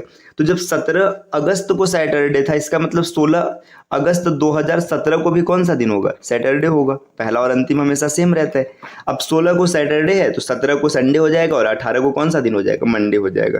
तो यहाँ से इस क्वेश्चन को आप इस तरीके से भी आसानी से सॉल्व कर सकते हैं। बाकी इसमें डबल डेटेड वाला भी कॉन्सेप्ट आप लगा सकते हैं, आराम से मिल जाएगा, कोई दिक्कत नहीं आएगा। चलिए नेक्स्ट अगला प्रश्न आपके सामने कुछ ऐसा दिया। देखिए क्या दिया है, 12 फरवरी 2021 को शुक्रवार था, तो बताइए 12 फरवरी 2024 को कौन सा वार रहा होगा? देखिए 12 फरवरी 2021 है ना, ये शुक्रवार है। अगर हम 12 फरवरी से शुरुआत मानेंगे तो ये देखिए 11 फरवरी 2022 कोई एक वर्ष खत्म हो जाएगा। देखिए मतलब यहाँ पे आपने ये फ्राइडे रखा था, तो 11 फरवरी 2022 को भी कौन सा दिन होगा? फ्राइडे होगा। इसी तरीके से देखिए 10 फरवरी 2023 है ना, 10 फरवरी 2023 को ये वर्ष भी बीत जाएगा। तो यहाँ पे एक दिन और, मतलब देखिए यहाँ पे आपको 10 फरवरी को भी क्या मिलेगा? फ्राइडे मिलेगा। अब 10 फरवरी के बाद जब फिर से समय स्टार्ट होगा ना, तो 9 फरवरी 2024 है ना, 2024 को फिर से ये वर्ष खत्म हो जाएगा। तो जब खत्म हो जाएगा तो यहाँ पर भी तो सेम रहेगा। देखिए ये लीप ईयर है, लेकिन अभी 28 फरवरी आया नहीं, 28 फरवरी आता तब एक एक्स्ट्रा हो जाता है, ठीक। अब 9 फरवरी को आपका फ्राइडे है और आपको क्या निकालना है? 12 फरवरी निकालना है। तो 10 तारीख को क्या हो जाएगा? सैटरडे हो जाएगा। 11 तारीख को क्या हो जाएगा? संडे हो जाएगा। और 12 तारीख को क्या हो जाएगा? मंडे हो जाएगा। तो देखिए इस तरीके से ना आप थोड़ा सा बेसिक टर्म का यूज करके क्वेश्चन को बड़े आसानी से टैकल कर पाएंगे, आपको बिल्कुल भी दिक्कत नहीं होने वाला है। तो ये कैलेंडर का हम लोगों का पार्ट 2 रहा है। पार्ट 2 है पंचांग की पुनरावृत्ति। ठीक है, पंचांग की पुनरावृत्ति मतलब पंचांग कब रिपीट करेगा, कैलेंडर कब रिपीट करेगा। रिपीट करने का मतलब एकदम सेम टू सेम वही दिखेगा। तो यहाँ पे दिया है यदि एक शताब्दी में पूरे कैलेंडर की पुनरावृत्ति करनी है, मतलब अगर एक सेंचुरी है उसमें आपको कैलेंडर को रिपीट कराना है, तो वर्ष में 4 से भाग करते हैं एवं प्राप्त शेषफल के अनुसार पुनरावृत्ति प्राप्त करते हैं। इस लाइन का मतलब क्या है मैं आपको थोड़ा समझा देता हूँ। देखिए, जैसे इमेजिन करिए मैं एक एग्जांपल लिखता हूँ कि 2019 का कैलेंडर कब रिपीट करेगा। ठीक, तो आपने देखिए पीछे देखा था जो 2019 लिखा है ना, इसमें शताब्दी वर्ष 2000 है और जो वर्ष है ये 19 है। अब यहाँ पे क्या बोला गया कि वर्ष में 4 से भाग करेंगे, तो 19 में आप 4 से भाग करेंगे। देखिए जब 4 से भाग करेंगे तो यहाँ पे रिमाइंडर 3 आएगा। अब इस 3 के आधार पे ना आपको एक नंबर जोड़ना पड़ेगा 2019 में। तो देखिए ये चीज़ मैं आपको बताता हूँ, जब कभी भी आपके सामने शेष मिलेगा, ठीक है, और आपको यहाँ पे योग करना है, तो क्या करना है यहाँ पे समझिएगा। शेष आपका क्या क्या मिल सकता है, या तो शेष आपको 0 मिलेगा, या तो 1 मिलेगा, या तो 2 मिलेगा, या 3 मिलेगा। क्योंकि 4 से भाग देने पर कभी भी इससे बड़ा शेष नहीं मिल सकता। अगर कभी भी 0 शेष आ रहा है तो आपको 28 जोड़ना पड़ेगा। अगर आपके सामने 1 शेष मिल रहा है तो आपको 6 जोड़ना होगा। 2 और 3 शेष मिलने पर आपको 11 जोड़ना पड़ेगा। अगर आप इसको जोड़ेंगे तो आपके कैलेंडर पूरे के पूरे रिपीट कर जाएंगे। ठीक, तो देखिए यहाँ पे आपका शेष 3 आ रहा है, 3 का मतलब आप 11 ऐड करेंगे, तो 2019 में जब 11 ऐड करेंगे ना तो 2040 में कैलेंडर पूरा का पूरा रिपीट हो जाएगा। तो बस आपको ये चीज़ याद रखना है कि जब कभी भी आपको एक शताब्दी में कैलेंडर रिपीट कराना है, तो एक शताब्दी में रिपीट कराने का मतलब आप 4 से भाग करेंगे वर्ष में। अगर शेष 0 आएगा तो 28 जोड़ेंगे, 1 आएगा तो 6 जोड़ेंगे, ठीक, 2 आएगा तो यहाँ पे आप 11 जोड़ेंगे, और 3 आएगा तो भी आप 11 जोड़ेंगे। तो ये आपको मतलब जोड़ने का तरीका, आप इसको याद रखिएगा, यहाँ से आप आसानी से कैलकुलेट कर पाएंगे। अब चलिए देखते हैं इस आधार पर प्रश्न कैसे कैसे बनते। लेकिन यहाँ पे एक क्वेश्चन दिया है, वर्ष 2009 का कैलेंडर किस वर्ष पुनः आएगा। अब 2009 का जो कैलेंडर है ना वो किस वर्ष फिर से आपको देखने के लिए मिलेगा, इसकी बात की जा रही।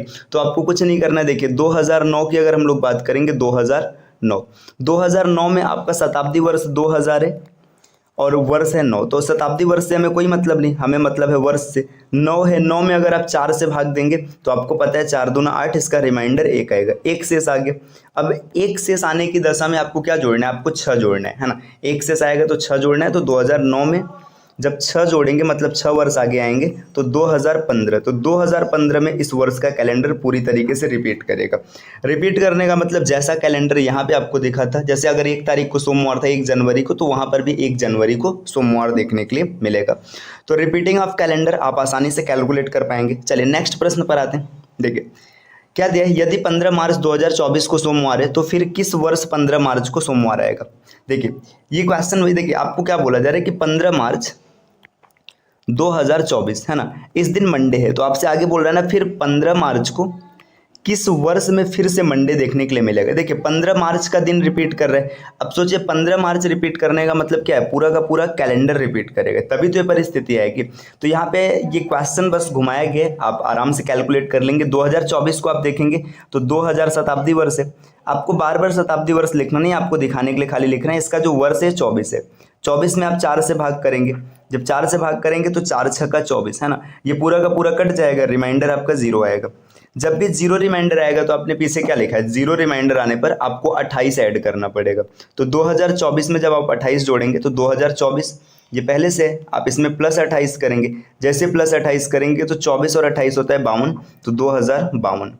जो 2052 का कैलेंडर होगा उसमें भी 15 मार्च को आपका मंडे पड़ेगा। ठीक, तो इस तरीके से और भी क्वेश्चंस आपसे घुमा के पूछ सकते हैं कि बताइए ये परिस्थिति कब रिपीट करेगी, तो आप आसानी से इसको कैलकुलेट कर लेंगे, आपको कोई भी दिक्कत नहीं आएगी। चलिए आते हैं नेक्स्ट स्लाइड पे। देखिए अब यहाँ पे क्या है, वर्षगांठ की पुनरावृत्ति। ठीक, देखिए कैलेंडर की पुनरावृत्ति अलग होती है। अब वर्षगांठ का मतलब क्या होता है, जैसे मान के चले इसमें बर्थडे बोलेगा है ना, कि बर्थडे रिपीट कर रहे हैं, या फिर कोई एनिवर्सरी होगी, जैसे शादी की सालगिरह हो गई, किसी भी चीज़ की एनिवर्सरी हो गई, तो ये बोलेगा कि बताइए अगर इस वर्ष में फला दिन को हुआ था, जैसे मान के चले बोल दिया कि 2004 में मंडे को हुआ था, तो बताइए फिर 2000 मतलब फिर किस वर्ष मंडे को होगा। तो देखिए कैलेंडर की पुनरावृत्ति अलग होती है, कैलेंडर की पुनरावृत्ति सॉल्व करने का तरीका अलग होता है और वर्षगांठ की पुनरावृत्ति हल करने का तरीका अलग होता है। तो वर्षगांठ की पुनरावृत्ति हल करने का तरीका क्या है, चलिए हम लोग समझते हैं। देखिए जब कभी भी वर्षगांठ या फिर किसी भी प्रकार की एनिवर्सरी, बर्थडे, इन सब का रिपीटेशन हो तो आपको कुछ नहीं करना है। देखिए आपको 2-3 पॉइंट याद रखना है। सबसे पहला पॉइंट क्या याद रखना है कि अगर फर्स्ट टाइम आपको लीप ईयर मिल जाए, अभी ये होता क्या समझा रहे हैं, पहले यहाँ देखिए। फर्स्ट टाइम लीप ईयर मिल जाएगा तो रिपीट करेगा 5 ईयर बाद, है ना, मतलब 5 वर्षों के बाद रिपीट करेगा। अगर फर्स्ट टाइम आपको लीप ईयर नहीं मिला, आपको सेकेंड टाइम लीप ईयर मिला, है ना, सेकेंड टाइम लीप ईयर मिला, तब ये रिपीट करेगा आपका 11 वर्ष बाद, है ना, मतलब 11 वर्ष बाद वो परिस्थिति आएगी। अगर सेकेंड टाइम भी नहीं मिला, अब थर्ड, फोर्थ, फिफ्थ जो भी, मतलब यहाँ पे मैं लिख देता हूँ अन्य टाइम, है ना, मतलब अन्य टाइम मतलब अदर टाइम में अगर आपको लीप ईयर मिलेगा तो इसके जो मतलब पुनरावृत्ति की स्थिति होगी वो 6 वर्षों के बाद आएगी। अब इसका मतलब मैं थोड़ा सा समझा देता हूँ। जैसे मान के चलिए एक छोटा सा एग्जांपल मैंने बोला कि एक आदमी है 10 अक्टूबर 2019 को अपना बर्थडे मंडे को मनाता है, मान लीजिए, है ना, यहाँ पे ऐसा बोला जा रहा है कि 10 अक्टूबर 2019 को मंडे को मनाता है। तो बताइए फिर से कब उसका बर्थडे मंडे को आएगा। जब फिर से मंडे को आने की बात करेगा ना, देखिए 2019 से आप 2020 में एंट्री कर रहे हैं, है ना, आप एक कदम आगे बढ़े, 2019 पर थे, आप एक कदम आगे बढ़े 2020 पर आ गए। अब 2020 पर आते ही आपको क्या मिल गया, लीप ईयर मिल गया, मतलब पहले कदम में ही आपको लीप ईयर मिल गया। तो आप इसमें 5 वर्ष जोड़ देंगे। 5 वर्ष जोड़ने का मतलब क्या है, 2019 के बाद 2024 में ऐसी परिस्थिति आएगी। अब जैसे इमेजिन करिए ना, यही चीज़ देखिए, अगर 2019 नहीं दिया होता, ऐसा दिया होता 2018 में उसका बर्थडे होता है तो पहले कदम में 19 मिलता, है ना, 19 मिलता तो लीप ईयर नहीं है। दूसरे कदम में फिर आपको क्या मिलता, फिर आपको दूसरे कदम में 2020 मिलता तो लीप ईयर मिलता। तो यहाँ पे आपको क्या करना है, यहाँ पर आपको ना अब इसमें 11 वर्ष जोड़ना होता। तो बस ये तरीका आपको याद रखना है, बाकी एकदम सिंपल पैटर्न का क्वेश्चन बनेगा। तो चलिए देख लेते हैं कैसे क्वेश्चन यहाँ पर आते हैं। देखिए यहाँ पर क्वेश्चन दिया है, शांतनु 5 अक्टूबर 2019 को अपना बर्थडे शुक्रवार को मनाता है। मतलब शांतनु नाम का कोई लड़का है, ठीक है, आदमी है, वो 5 अक्टूबर 2019 को बर्थडे मनाता है। दिन कौन सा होता है, फ्राइडे।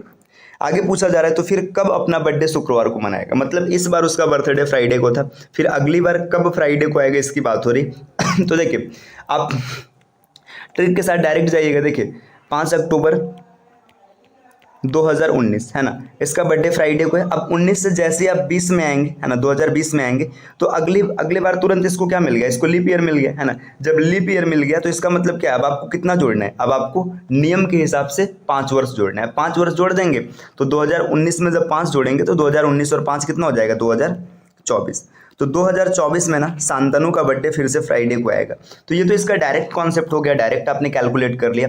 बाकी इसको आपको लगता है कि नहीं हम डायरेक्ट नहीं करेंगे, हम बेसिक तरीके से जाना चाहते हैं, हमें इसका एक्सप्लेनेशन चाहिए कि ये कैसे आ रहा है। तो देखिए आपने पीछे क्या पढ़ा था, जब कभी भी नॉर्मल ईयर होता है, नॉर्मल ईयर, तो इसका फर्स्ट और लास्ट डे हमेशा सेम होता है ना, फर्स्ट और लास्ट डे हमेशा सेम होता है। और जब लीप ईयर होता है तो जो लास्ट डे होता है वो फर्स्ट डे से एक आगे का होता है। ये आपने पीछे पढ़ रखा है। देखिए 5 अक्टूबर 2019, है ना, 5 अक्टूबर 2019 को अगर यहाँ पे फ्राइडे रखा गया तो देखिए आगे 2020 मिल रहा है। 2020 मिलने का मतलब क्या है कि जब 5 अक्टूबर 2020 को आप जाएंगे ना तो देखिए क्या हो जाएगा, यहाँ पे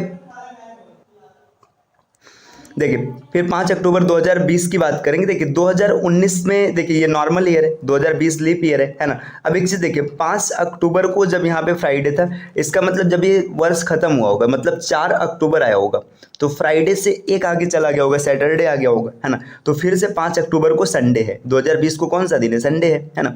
फिर जब 5 अक्टूबर 2021 को आएगा तो 21 को एक आगे हो जाएगा क्योंकि नॉर्मल ईयर है, मंडे आ जाएगा। फिर जब 22 को आएगा, है ना, 22 को आएगा तो एक और आगे ट्यूसडे आ जाएगा। फिर जब 23 में आएगा तो एक और आगे ट्यूसडे के बाद वेडनेसडे आ जाएगा। फिर जब 24 में एंट्री करेगा ना, 5 अक्टूबर 2024 में, देखो ये लीप ईयर है तो एक नहीं 2 आगे बढ़ेगा, यहाँ पे थर्सडे और फ्राइडे, तो आपको फ्राइडे मिल जाएगा। तो आप इसको बेसिक तरीके से ऐसे भी एनालाइज कर सकते हैं, आपको कोई दिक्कत नहीं होगा, है ना।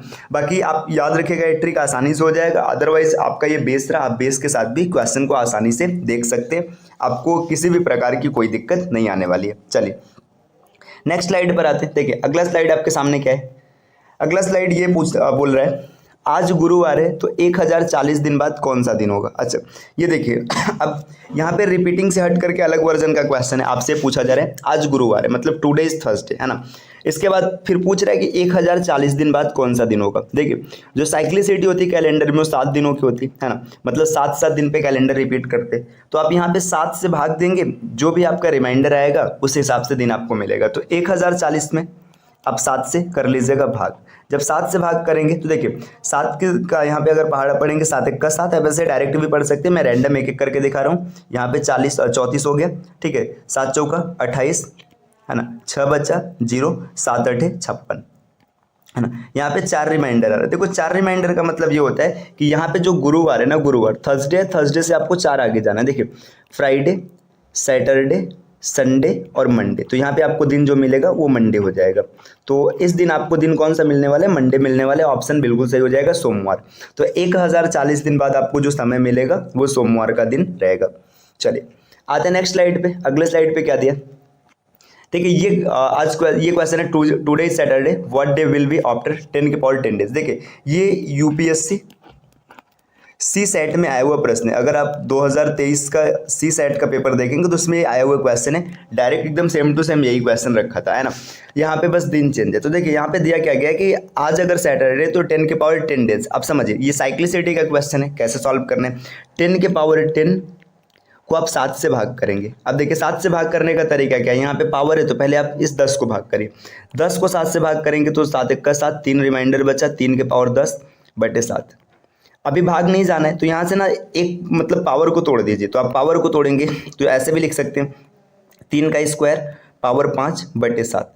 3 का स्क्वायर कितना होता है, 7 होता है, सॉरी 9 होता है, 9 बटे 7 और यहाँ पर पावर है 5। अब देखिए 9 को फिर से 7 से भाग करेंगे तो रिमाइंडर आ जाएगा 2, 2 के पावर 5 और बटे 7, ठीक। अब 2 के पावर 5 का मतलब क्या है, 2 का मल्टीप्लाई आपको 5 बार कराना है। 2 का मल्टीप्लाई 5 बार करा लीजिएगा, 2 गुणे 2 गुणे 2 गुणे 2 और गुणे 2 बटे 7, है ना।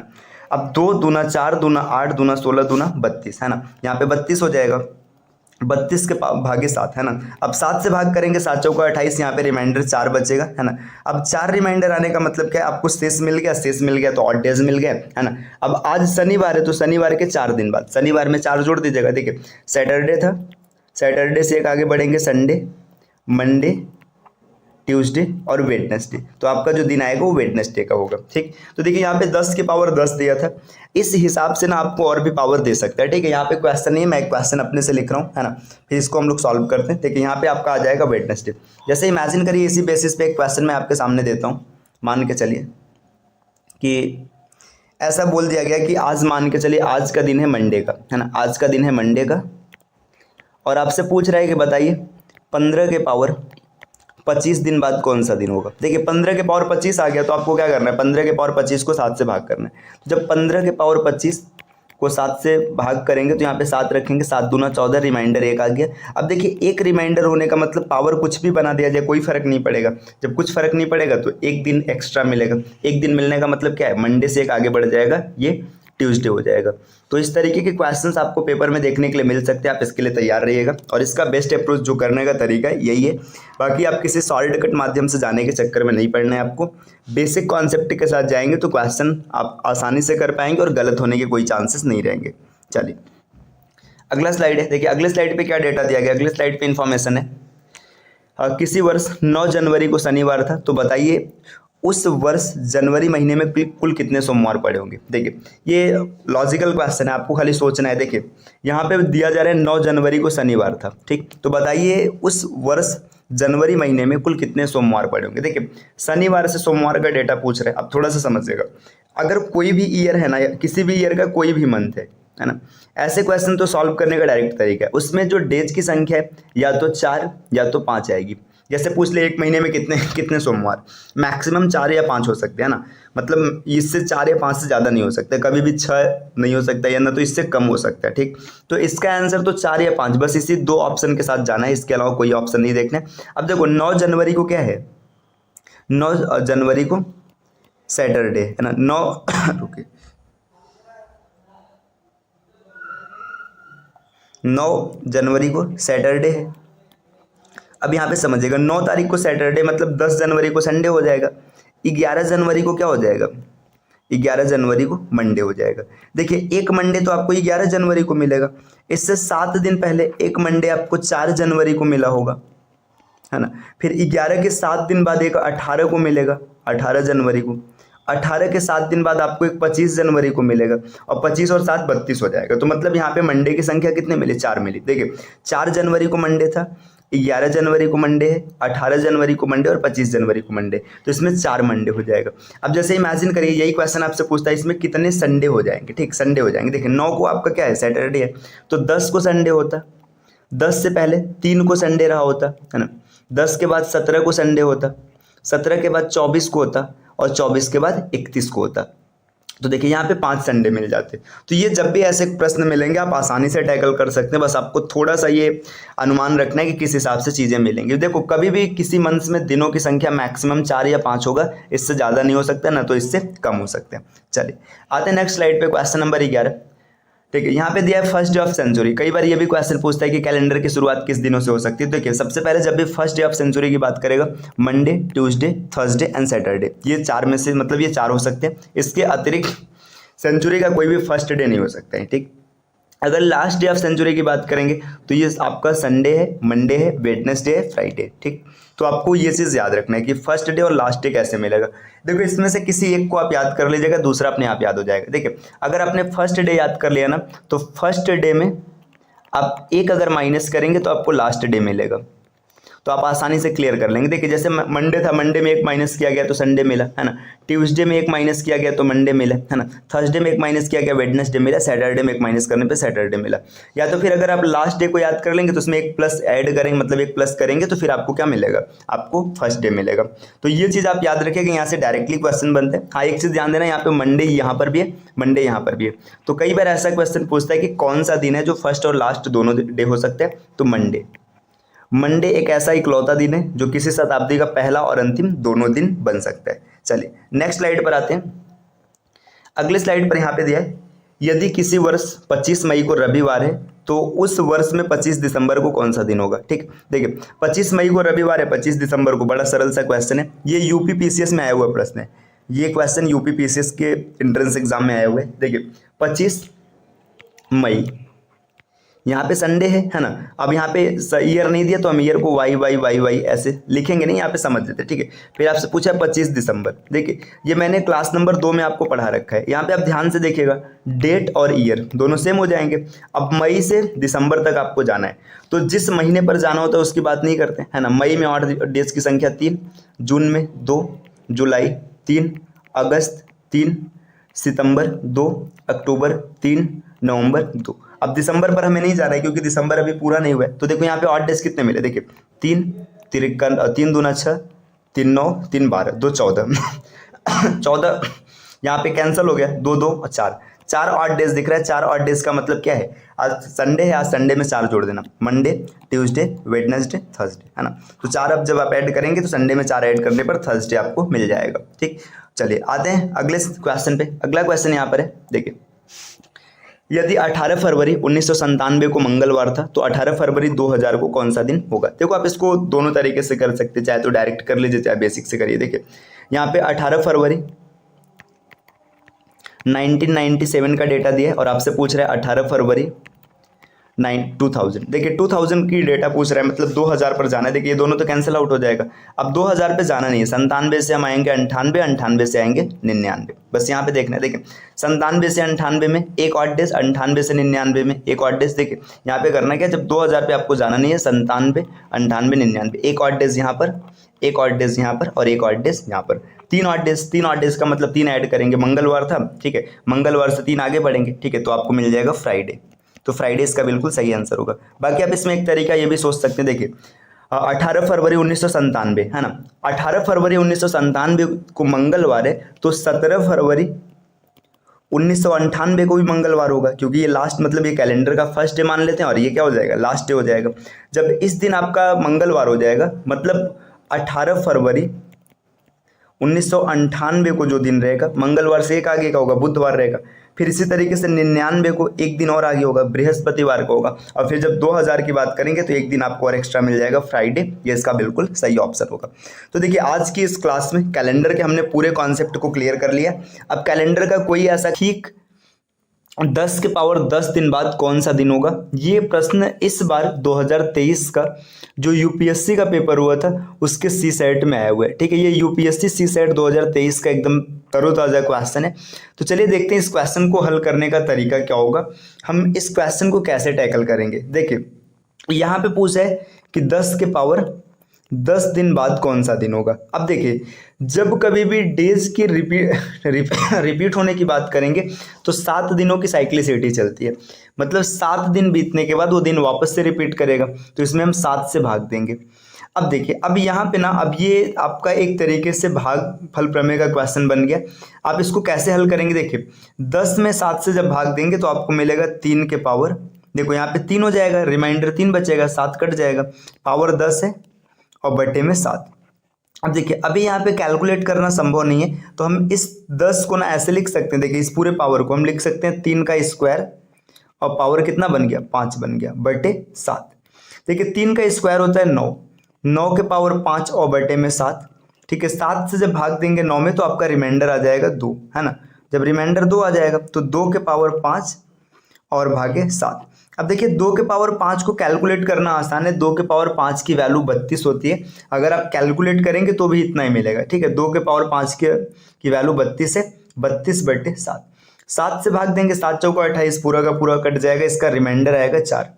अब रिमाइंडर 4 आ गया, इसका मतलब पता है क्या, 10 के पावर 10 दिन जो है ना उसमें साइक्लिसिटी चलती रहेगी 7 दिनों की, लास्ट में 4 दिन ऐसा रहेगा जो एक्स्ट्रा बचेगा। तो देखिए संडे की वैल्यू आपने टॉपिक में देखा होगा, जब आपको कैलेंडर पढ़ाया गया था 0 माना जाता है, 0 में 4 ऐड करेंगे तो 4 आएगा। 4 किसकी वैल्यू होती है, 4 होती है थर्सडे की वैल्यू। तो यहाँ पे जो आपका ये दिन मिलेगा ये आपको थर्सडे मिलेगा, ऑप्शन नंबर बी। अगर हिंदी में देखेंगे तो बृहस्पतिवार। तो ये यूपीएससी में आया हुआ प्रश्न है, सी सेट में इस बार के फिलहाल का प्रश्न है। ठीक, चलिए अब अगले प्रश्न पर आते हैं, देखते हैं अगला प्रश्न क्या है। क्वेश्चन नंबर नेक्स्ट देखिए यहाँ पे दिया है 1 जनवरी 2022 से 1 जनवरी 2027 के बीच 29 तारीख कितनी बार पड़ेगा। देखिए आपसे क्वेश्चन ये पूछ रहा है ना, जब आप 1 जनवरी 2022 से स्टार्ट करेंगे तो 1 जनवरी 2027 तक जाने पर आपको 29 तारीख कितनी बार मिलेगा। तो देखिए 29 तारीख मिलेगा कैसे, पहले ये समझिए। अगर हम 29 तारीख को ढूंढने के लिए जाएं तो 29 तारीख हमें 2 तरीके से मिलेगा, एक होता है नॉर्मल ईयर का 29 तारीख और एक लीप ईयर का 29 तारीख। जो नॉर्मल ईयर होता है, नॉर्मल ईयर में 29 तारीख आएगा कुल एक वर्ष में 11 बार। देखिए 11 बार क्यों आएगा, क्योंकि इसमें जो फरवरी होगा ना, फरवरी में 29 तारीख मिलेगा ही नहीं, और जो लीप ईयर होगा इसमें 29 तारीख आएगा कुल 12 बार।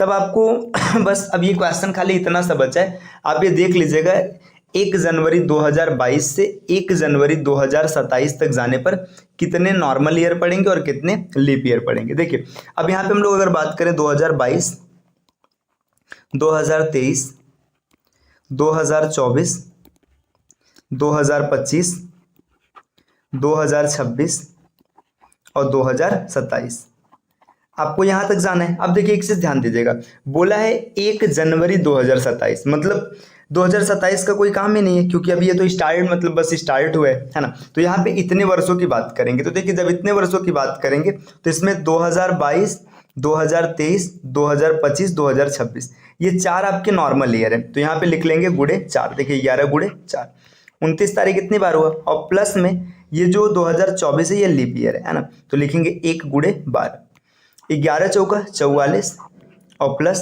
12, 44 और 12 56। जो आपको 29 तारीख मिलेगा कुल 56 बार मिलेगा, ऑप्शन नंबर सी इसका बिल्कुल सही हो जाएगा। तो देखिए इस तरीके के प्रश्न आपसे और भी घुमा के पूछ सकते हैं, बस आपको इतना याद रखना है कि जो लीप ईयर होता है उसमें 12 बार आपको मिलेगा 29 तारीख, और जो नॉर्मल ईयर है उसमें आपको 11 बार मिलेगा, बाकी आप कैलकुलेट कर लेंगे। चलिए नेक्स्ट अगले प्रश्न पर आते हैं। अगला प्रश्न है, यदि बीते कल के पहले का दिन, मतलब जो कल बीता है उसके पहले का दिन शनिवार था। देखिए यहाँ पे समझिए, हम लोग आज हैं टुडे, है ना, ये टुडे की बात हो रही है, ये बीता हुआ कल है ना, इसके पहले का दिन है ना, यहाँ पे क्या दिया है, इसके पहले का दिन है सैटरडे, सैटरडे है तो आपसे पूछा जा रहा है तो आने वाले कल के बाद कौन सा दिन होगा। देखिए ये आने वाला कल, इसके बाद का दिन। सैटरडे से ये संडे हुआ, मंडे, ट्यूसडे, वेडनेसडे, तो ये दिन होगा वेडनेसडे, ऑप्शन नंबर सी, है ना। ये जिस पेपर से हमने क्वेश्चन निकाला, देखो उस लड़के ने एकदम सही किया, ऑप्शन नंबर सी हो जाएगा। चलिए नेक्स्ट अगले प्रश्न पर आते हैं। अगला प्रश्न क्या हो जाएगा, देखिए क्वेश्चन नंबर 6। यहाँ पे क्वेश्चन नंबर 6 कुछ ऐसा पूछ रहा है, यदि 31 मार्च 2008 को सोमवार है तो 31 मार्च 2011 को कौन सा दिन होगा। देखिए अब इस क्वेश्चन को आप बेसिक के साथ भी कर सकते हैं, ट्रिक के साथ भी कर सकते हैं। बेसिक क्या कहता है, देखिए 31 मार्च 2008 है ना, और यहाँ पे पूछ रहा है 31 मार्च 2011। आपने पढ़ा होगा जब कभी भी डेट और मंथ सेम, या फिर कभी भी कैलेंडर के तीन मतलब डेट मंथ ईयर में से कोई भी दो सेम रहता है तो उन सेम को कैंसिल कर देते हैं। 31 से 31 और मार्च से मार्च कैंसिल। देखिए 2008 से 2011 है ना। अब जो चल रहा होता है वो पूरा नहीं हुआ है तो आपको इसको नहीं लेना है, आपको देखना है 2008, 2009 और 2010। हमें इसमें फाइंड आउट करना है ऑड डेज। देखिए लीप ईयर में 2 ऑड डेज होते हैं, लेकिन यहाँ पे ये शुरुआत कहाँ से है, 31 मार्च से। 31 मार्च से शुरुआत का मतलब फरवरी तो बीत चुका है, तो यहाँ पर 2008 में भी ऑड डेज 1, 2009 में भी 1 और 2010 में भी 1, 3 ऑड डेज मिलेगा। मतलब मंडे की वैल्यू 1 होती है, 1 में 3 जोड़ेंगे आपको 4 मिल जाएगा, 4 होती है वैल्यू थर्सडे की। थर्सडे मतलब ऑप्शन नंबर सी, है ना, ये हो जाएगा। तो ये इसका एक तरीका रहा, मतलब आपने कैलकुलेट करके किया। इसका दूसरा तरीका क्या हो सकता है, चलिए उसको भी समझ लेते हैं, है ना। देखिए अब अगर दूसरे तरीके की बात करेंगे तो दूसरे तरीके में ये चीज़ निकल के आएगी। देखिए आपने क्या पढ़ा है, किसी भी कैलेंडर का अगर कैलेंडर नॉर्मल ईयर के जैसा व्यवहार कर रहा है तो उसका फर्स्ट डे और लास्ट डे ये हमेशा सेम होता है, मतलब फर्स्ट और लास्ट हमेशा सेम होता है। अब यहाँ पे समझिए 31 मार्च 2008 को अगर यहाँ पे सोमवार माना गया तो 30 मार्च 2009 मतलब ये जो 365 दिन पूरा बीतेगा है ना एक साल होने के लिए, वो आपका फिर से सोमवार होगा। मतलब 31 मार्च 2009 की बात करेंगे तो एक आगे बढ़ जाएगा, मंगलवार हो जाएगा। ठीक इसी बात तरीके से 31 मार्च 2010 की बात करेंगे तो एक और आगे बढ़ जाएगा, बुधवार हो जाएगा। और 31 मार्च 2011 की अगर बात की जाएगी तो ये आपका बृहस्पतिवार हो जाएगा। तो आप यहाँ से भी इस तरीके से देख सकते हैं, कोई दिक्कत नहीं आएगी। चलिए आते हैं अगले प्रश्न पर। अगला प्रश्न आपके सामने ये है, सातवां क्वेश्चन ये पूछ रहा है, यदि किसी वर्ष में 25 मई को रविवार है तो उस वर्ष में 25 दिसंबर को कौन सा दिन होगा। देखिए यहाँ पर भी वही तरीका है, 25 मई, ठीक है, वर्ष नहीं दिया मतलब वर्ष जो भी रहेगा सेम रहेगा। यहाँ पे आप मान लो ईयर है ना। फिर आगे क्या बोला जा रहा है, 25 दिसंबर, है ना। यहाँ पे ये भी ईयर सेम है क्योंकि वर्ष सेम ही है ना, तो ये दोनों आपस में कैंसिल हो जाएंगे। आपको मई से दिसंबर तक की कहानी देखनी, लेकिन दिसंबर चल रहा है तो दिसंबर में ऑड डेज हमें नहीं फाइंड करना है, हमें नवंबर तक फाइंड करना है। मई में 3 ऑड डेज, जून में 2, जुलाई में 3, अगस्त में 3, सितंबर में 2, अक्टूबर में 3, नवंबर में 2, है ना।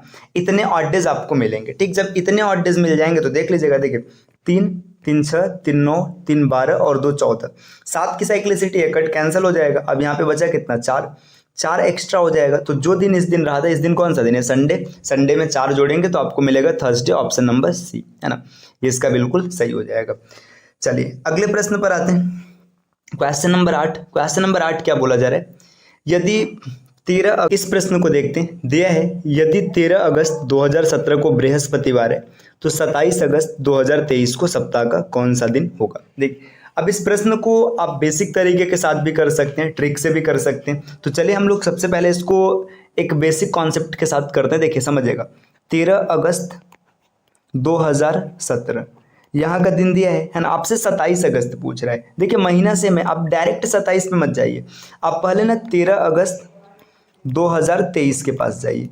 अब देखिए 13 अगस्त 2023 के पास जा करके आप क्या करेंगे, कैसे निकलेगा, देखिए अगर 13 से 13 कैंसिल, अगस्त से अगस्त कैंसिल, है ना। 17 से 23 आपको देखना है। अब 17 से 23 देखना है तो 17 से 23 का मतलब क्या होता है कि जिस वर्ष पर आपको जाना होता है उसके ऑड डेज को नहीं काउंट करते हैं, क्योंकि वर्ष चल रहा होता है, अब पूरा पता ही नहीं होता है कि वर्ष बीता है कि नहीं बीता। देखिए 2017, 18, 19, 20, 21 और 22, इतने में हमें ऑड डेज चाहिए। 17 में ऑड डेज 1, 18 में ऑड डेज 1, 19 में ऑड डेज 1 और 20 एक लीप ईयर है तो इसमें ऑड डेज कितना, 2, है ना। और 21 में 1 और 22 में भी 1। अब टोटल ऑड डेज की बात करेंगे, देखिए 3 2 5 2 7 सभी ऑड डेज 0 हो गए, है ना। जब 0 ऑड डेज हो गए, कितने तारीख तक का हुआ है? 27 तारीख तक का। अभी आप सॉरी 13 तारीख तक का, अभी आपको 27 तारीख चाहिए, तो 27 चाहिए तो आप क्या करेंगे? देखिए 13 में जब आप 14 जोड़ेंगे तब 27 मिलेगा, मतलब 14 दिन एक्स्ट्रा बच रहा था, तो यहाँ पर भी तो 7 से काटेंगे 0 आ जाएगा। ऑड डेज 0 मिल रहा है। ऑड डेज 0 कहने का मतलब ये है कि आपने जहां से शुरू किया था अभी भी आप वहीं पर होंगे, तो आपका थर्सडे ऑप्शन बिल्कुल सही होगा, ऑप्शन नंबर डी। ठीक, चलिए, तो इसका एक तरीका ये रहा। बाकी दूसरा तरीका आप इसको कैसे सोच सकते हैं ये देखिएगा, यहाँ पे मैं इसको सॉल्व कर रहा हूँ दूसरे तरीके से। चीज़ वही है, बस इसको सोचने का तरीका थोड़ा बदल दिया गया। देखिए ऐसे समझिए कि 13 अगस्त 2017 यहाँ की कहानी दी है। अब आपने कैलेंडर में एक टॉपिक पढ़ा होगा या बिंदु पढ़ा होगा कि जब कभी भी हम बात करते हैं किसी वर्ष का, है ना, तो ये हमेशा क्या रहता है, ये पहला और अंतिम दिन सेम रहता है अगर नॉर्मल ईयर है तब। तो देखिए 13 अगस्त 2017 है ना, इस दिन आपका थर्सडे। अगर इसी तरीके से 13 अगस्त 2018 पर जाएंगे, थर्सडे से एक आगे मिलेगा फ्राइडे, है ना, क्योंकि 12 अगस्त तक तो एक साल हो जाएगा, सेम हो जाएगा, है ना। फिर आगे देखिए जब 2019 पर आएंगे तो फिर एक आगे मिलेगा सैटरडे हो जाएगा। 2020 की बात करेंगे तो देखिए यहाँ पर एक नहीं, यहाँ पर आपको 2 एक्स्ट्रा मिलेगा। क्यों? क्योंकि आपका ये लीप ईयर है ना, तो 2 एक्स्ट्रा मिलेगा, तो यहाँ पे मंडे हो जाएगा। फिर 21 की बात करेंगे ट्यूसडे, 22 की बात करेंगे वेडनेसडे और 23 की बात करेंगे थर्सडे, है ना। ये कहाँ तक हमको मिला है? 13 अगस्त तक मिला है। अब 13 में 7 जोड़ेंगे तो फिर 20 को थर्सडे मिलेगा, और 20 में 7 जोड़ेंगे तो फिर से 27 को थर्सडे मिलेगा। तो ये क्वेश्चन करने का ये 2 तरीका भी है, आप आसानी से कर सकते हैं, है ना। तो आपको जो कॉन्सेप्ट बेहतर लगे आप उस कॉन्सेप्ट के साथ क्वेश्चन को हल कीजिएगा। चलिए आते हैं अगले स्लाइड पर, क्वेश्चन नंबर 9। यहाँ पर दिया है निम्न ऋतुओं को भारतीय कैलेंडर के अनुसार काल क्रमानुसार व्यवस्थित कीजिए, है ना। मतलब ये जो समय दिया गया ना भारतीय कैलेंडर के हिसाब से, भारतीय कैलेंडर के हिसाब से मतलब जो ये मतलब चैत बैसाख ज्येष्ठ आषाढ़ श्रावण भाद्रपद ऐसे बोला जाता है, इसमें आपको बैलेंस करना है। ठीक, तो आप इसको बैलेंस कीजिएगा, आराम से आप कर सकते हैं। हिंदी महीनों की जानकारी आपको जरूर होगी। इसका आंसर जो भी बनेगा आप उसको कमेंट कीजिएगा, और अगर आपका आंसर नहीं भी बन रहा है, आपको दिक्कत हो रही है, तो आप ये भी कमेंट कीजिएगा, मैं इसके आंसर को कमेंट कर दूंगा। चलिए अब आते हैं अगले प्रश्न पर। देखिए क्वेश्चन नंबर 9 के बाद क्वेश्चन नंबर 10। यदि 18 फरवरी 1997 को मंगलवार था तो 18 फरवरी 2000 को है। वही साधारण सा क्वेश्चन देखिए, 18 फरवरी 1997 ये बात दिया है, और 18 फरवरी 2000 आपको चाहिए। देखिए ये आपस में कैंसिल, 97 से देखिए 97 में आपको एक ऑड डेज मिलेगा, 98 में भी आपको एक ऑड डेज मिलेगा, और 99 में भी आपको एक ऑड डेज मिलेगा। टोटल ऑड डेज 3 हो गए, है ना। 3 ऑड डेज कहने का मतलब है 3 दिन आगे चला जाएगा। मंगलवार मतलब 2 है, तो 2 में 3 जोड़ेंगे 5, 5 का मतलब फ्राइडे, ऑप्शन नंबर सी। इसका एक तरीका ये रहा। बाकी दूसरा तरीका वही पुराना वाला, आप क्या करेंगे देखिए ऐसे सोचिए, फर्स्ट और लास्ट डे हमेशा सेम होता है ना। अगर 18 फरवरी 1997 को मंगलवार है ना, ट्यूसडे है, तो 98 को कौन सा दिन हो जाएगा? वेडनेसडे हो जाएगा। 99 को कौन सा दिन हो जाएगा? थर्सडे हो जाएगा। और 2000 को कौन सा दिन हो जाएगा? फ्राइडे हो जाएगा। अच्छा देखिए यहाँ पे आपको लगेगा कि इसमें ये जो है लीप ईयर है, इसमें 2 ऑड डेज होने चाहिए, लेकिन अभी ये पूरा बीता नहीं है ना, जब पूरा अभी 18 फरवरी ही चल रहा है। अगर ऐसे क्वेश्चन में ना जब कभी भी 29 फरवरी के बाद की डेटा दी होगी तब आप उसमें 2 को कैलकुलेट करेंगे, अन्यथा नहीं करेंगे। चलिए अगले प्रश्न पर आते हैं, क्वेश्चन नंबर 11। यदि 1 अक्टूबर को सोमवार पड़ता हो तो उस महीने की 20 तारीख के 3 दिन बाद कौन सा वार पड़ेगा? देखिए 1 अक्टूबर जो है आपका कौन सा दिन है? ये आपको दिया जा रहा है, इसमें मंडे है। अब आपसे पूछ क्या रहा है? आपसे पूछ रहा है कि 20 तारीख के 3 दिन बाद। देखिए ये 20 तारीख है ना, तो 1 दिन बाद 21, 2 दिन बाद 22, 3 दिन देखिए, 3 दिन देखिए, 1 दिन 2 दिन 3 दिन, ये 3 दिन बीत गया। अब इसके बाद मतलब यहाँ पे देखिए 21, 22, 23, 24 की बात पूछ रहे हैं। देखिए एक चीज़ ध्यान देना, जब कभी भी पूछेगा तीसरा दिन, मैं यहाँ पे यहाँ पे इसको इरेज करके तब समझाते। देखिए आपसे 2 टर्म बोलेगा, आपसे कई बार बोलेगा ना थर्ड डे, है ना, मतलब तीसरा दिन।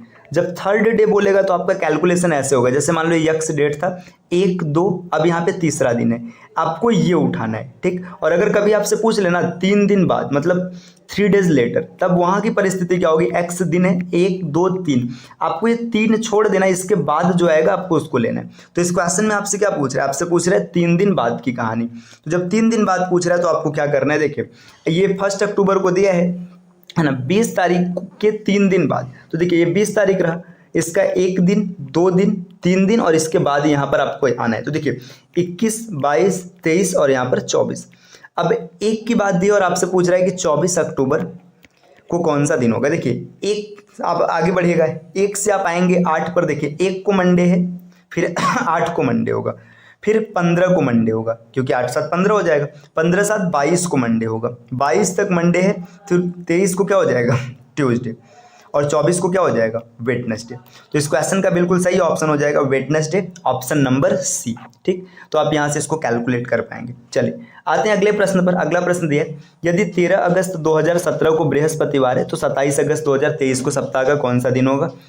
ये शायद रिपीटेड क्वेश्चन पड़ गया, ऐसा क्वेश्चन अभी हम लोगों ने पीछे किया था, ठीक। चलिए अगले स्लाइड पर आते हैं। यदि किसी माह का चौथा दिन शनिवार है तो उस माह के 26वें दिन से 5 दिन पहले कौन सा दिन होगा। देखिए यहाँ पे दिया जा रहा है माह का चौथा दिन, मतलब यहाँ पे मैं मान लेता हूँ, देखिए 4 तारीख है ना, मंथ का चौथा जो है 4 तारीख है। यहाँ पे क्या बोला जा रहा है, यहाँ पर है आपका सैटरडे। फिर आपसे क्या बोल रहे हैं, आपसे बोल रहे हैं कि उस माह के 26वें दिन से 5 दिन पहले, देखिए 26वां दिन मतलब 26 तारीख है ना, से 5 दिन पहले, देखिए 1 2 3 4 5, ये 5 दिन हो गया है ना। अब इसके बाद यहाँ पे क्या आ जाएगा, 5 दिन पहले, देखिए 25 24 23 22 21 और यहाँ पर 20 है ना। तो देखिए अगर 5वां दिन बोलता ना तो आपको यही लेना पड़ता। आपसे क्या बोल रहा है, आपसे बोल रहा है 5 दिन पहले, मतलब अब आपको क्या करना है, 5 दिन छोड़ना है। देखिए 1 दिन पहले, 2 दिन पहले, 3 दिन पहले, 4 दिन पहले, 5 दिन पहले, है ना। तो 5 दिन पहले ये हो जाएगा, है ना। मतलब यहाँ पे 5वां दिन नहीं बोल रहे, 5 दिन पहले बोल रहे हैं, तो 20 तारीख पड़ेगा, है ना। आपसे पूछ रहा है 20 तारीख को कौन सा दिन होगा। देखिए अब यहाँ से कैलकुलेट करिएगा, 4 को आपका सैटरडे, 4 का मतलब फिर 11 को सैटरडे होगा, 11 के बाद फिर 18 को सैटरडे होगा, ठीक। 18 को सैटरडे हो गया तो 19 को कौन सा दिन होगा, यहाँ पे संडे हो जाएगा, और 20 को कौन सा दिन होगा, मंडे हो जाएगा। तो इसका सही आंसर हो जाएगा मंडे, है ना, ऑप्शन नंबर ए। तो देखिए फ्रेंड्स, ये कैलेंडर से जुड़े जितने भी क्वेश्चन हैं, जो भी कॉम्पिटेटिव एग्जाम है, चाहे यूपीपीएससी से, चाहे बीपीएससी, आरओ यूपीएससी, हमने सभी प्रकार की कैलेंडर के क्वेश्चन को एक क्लास में कर दिया। अब कैलेंडर का टॉपिक यहाँ से पूरी तरीके से डन होता है। आप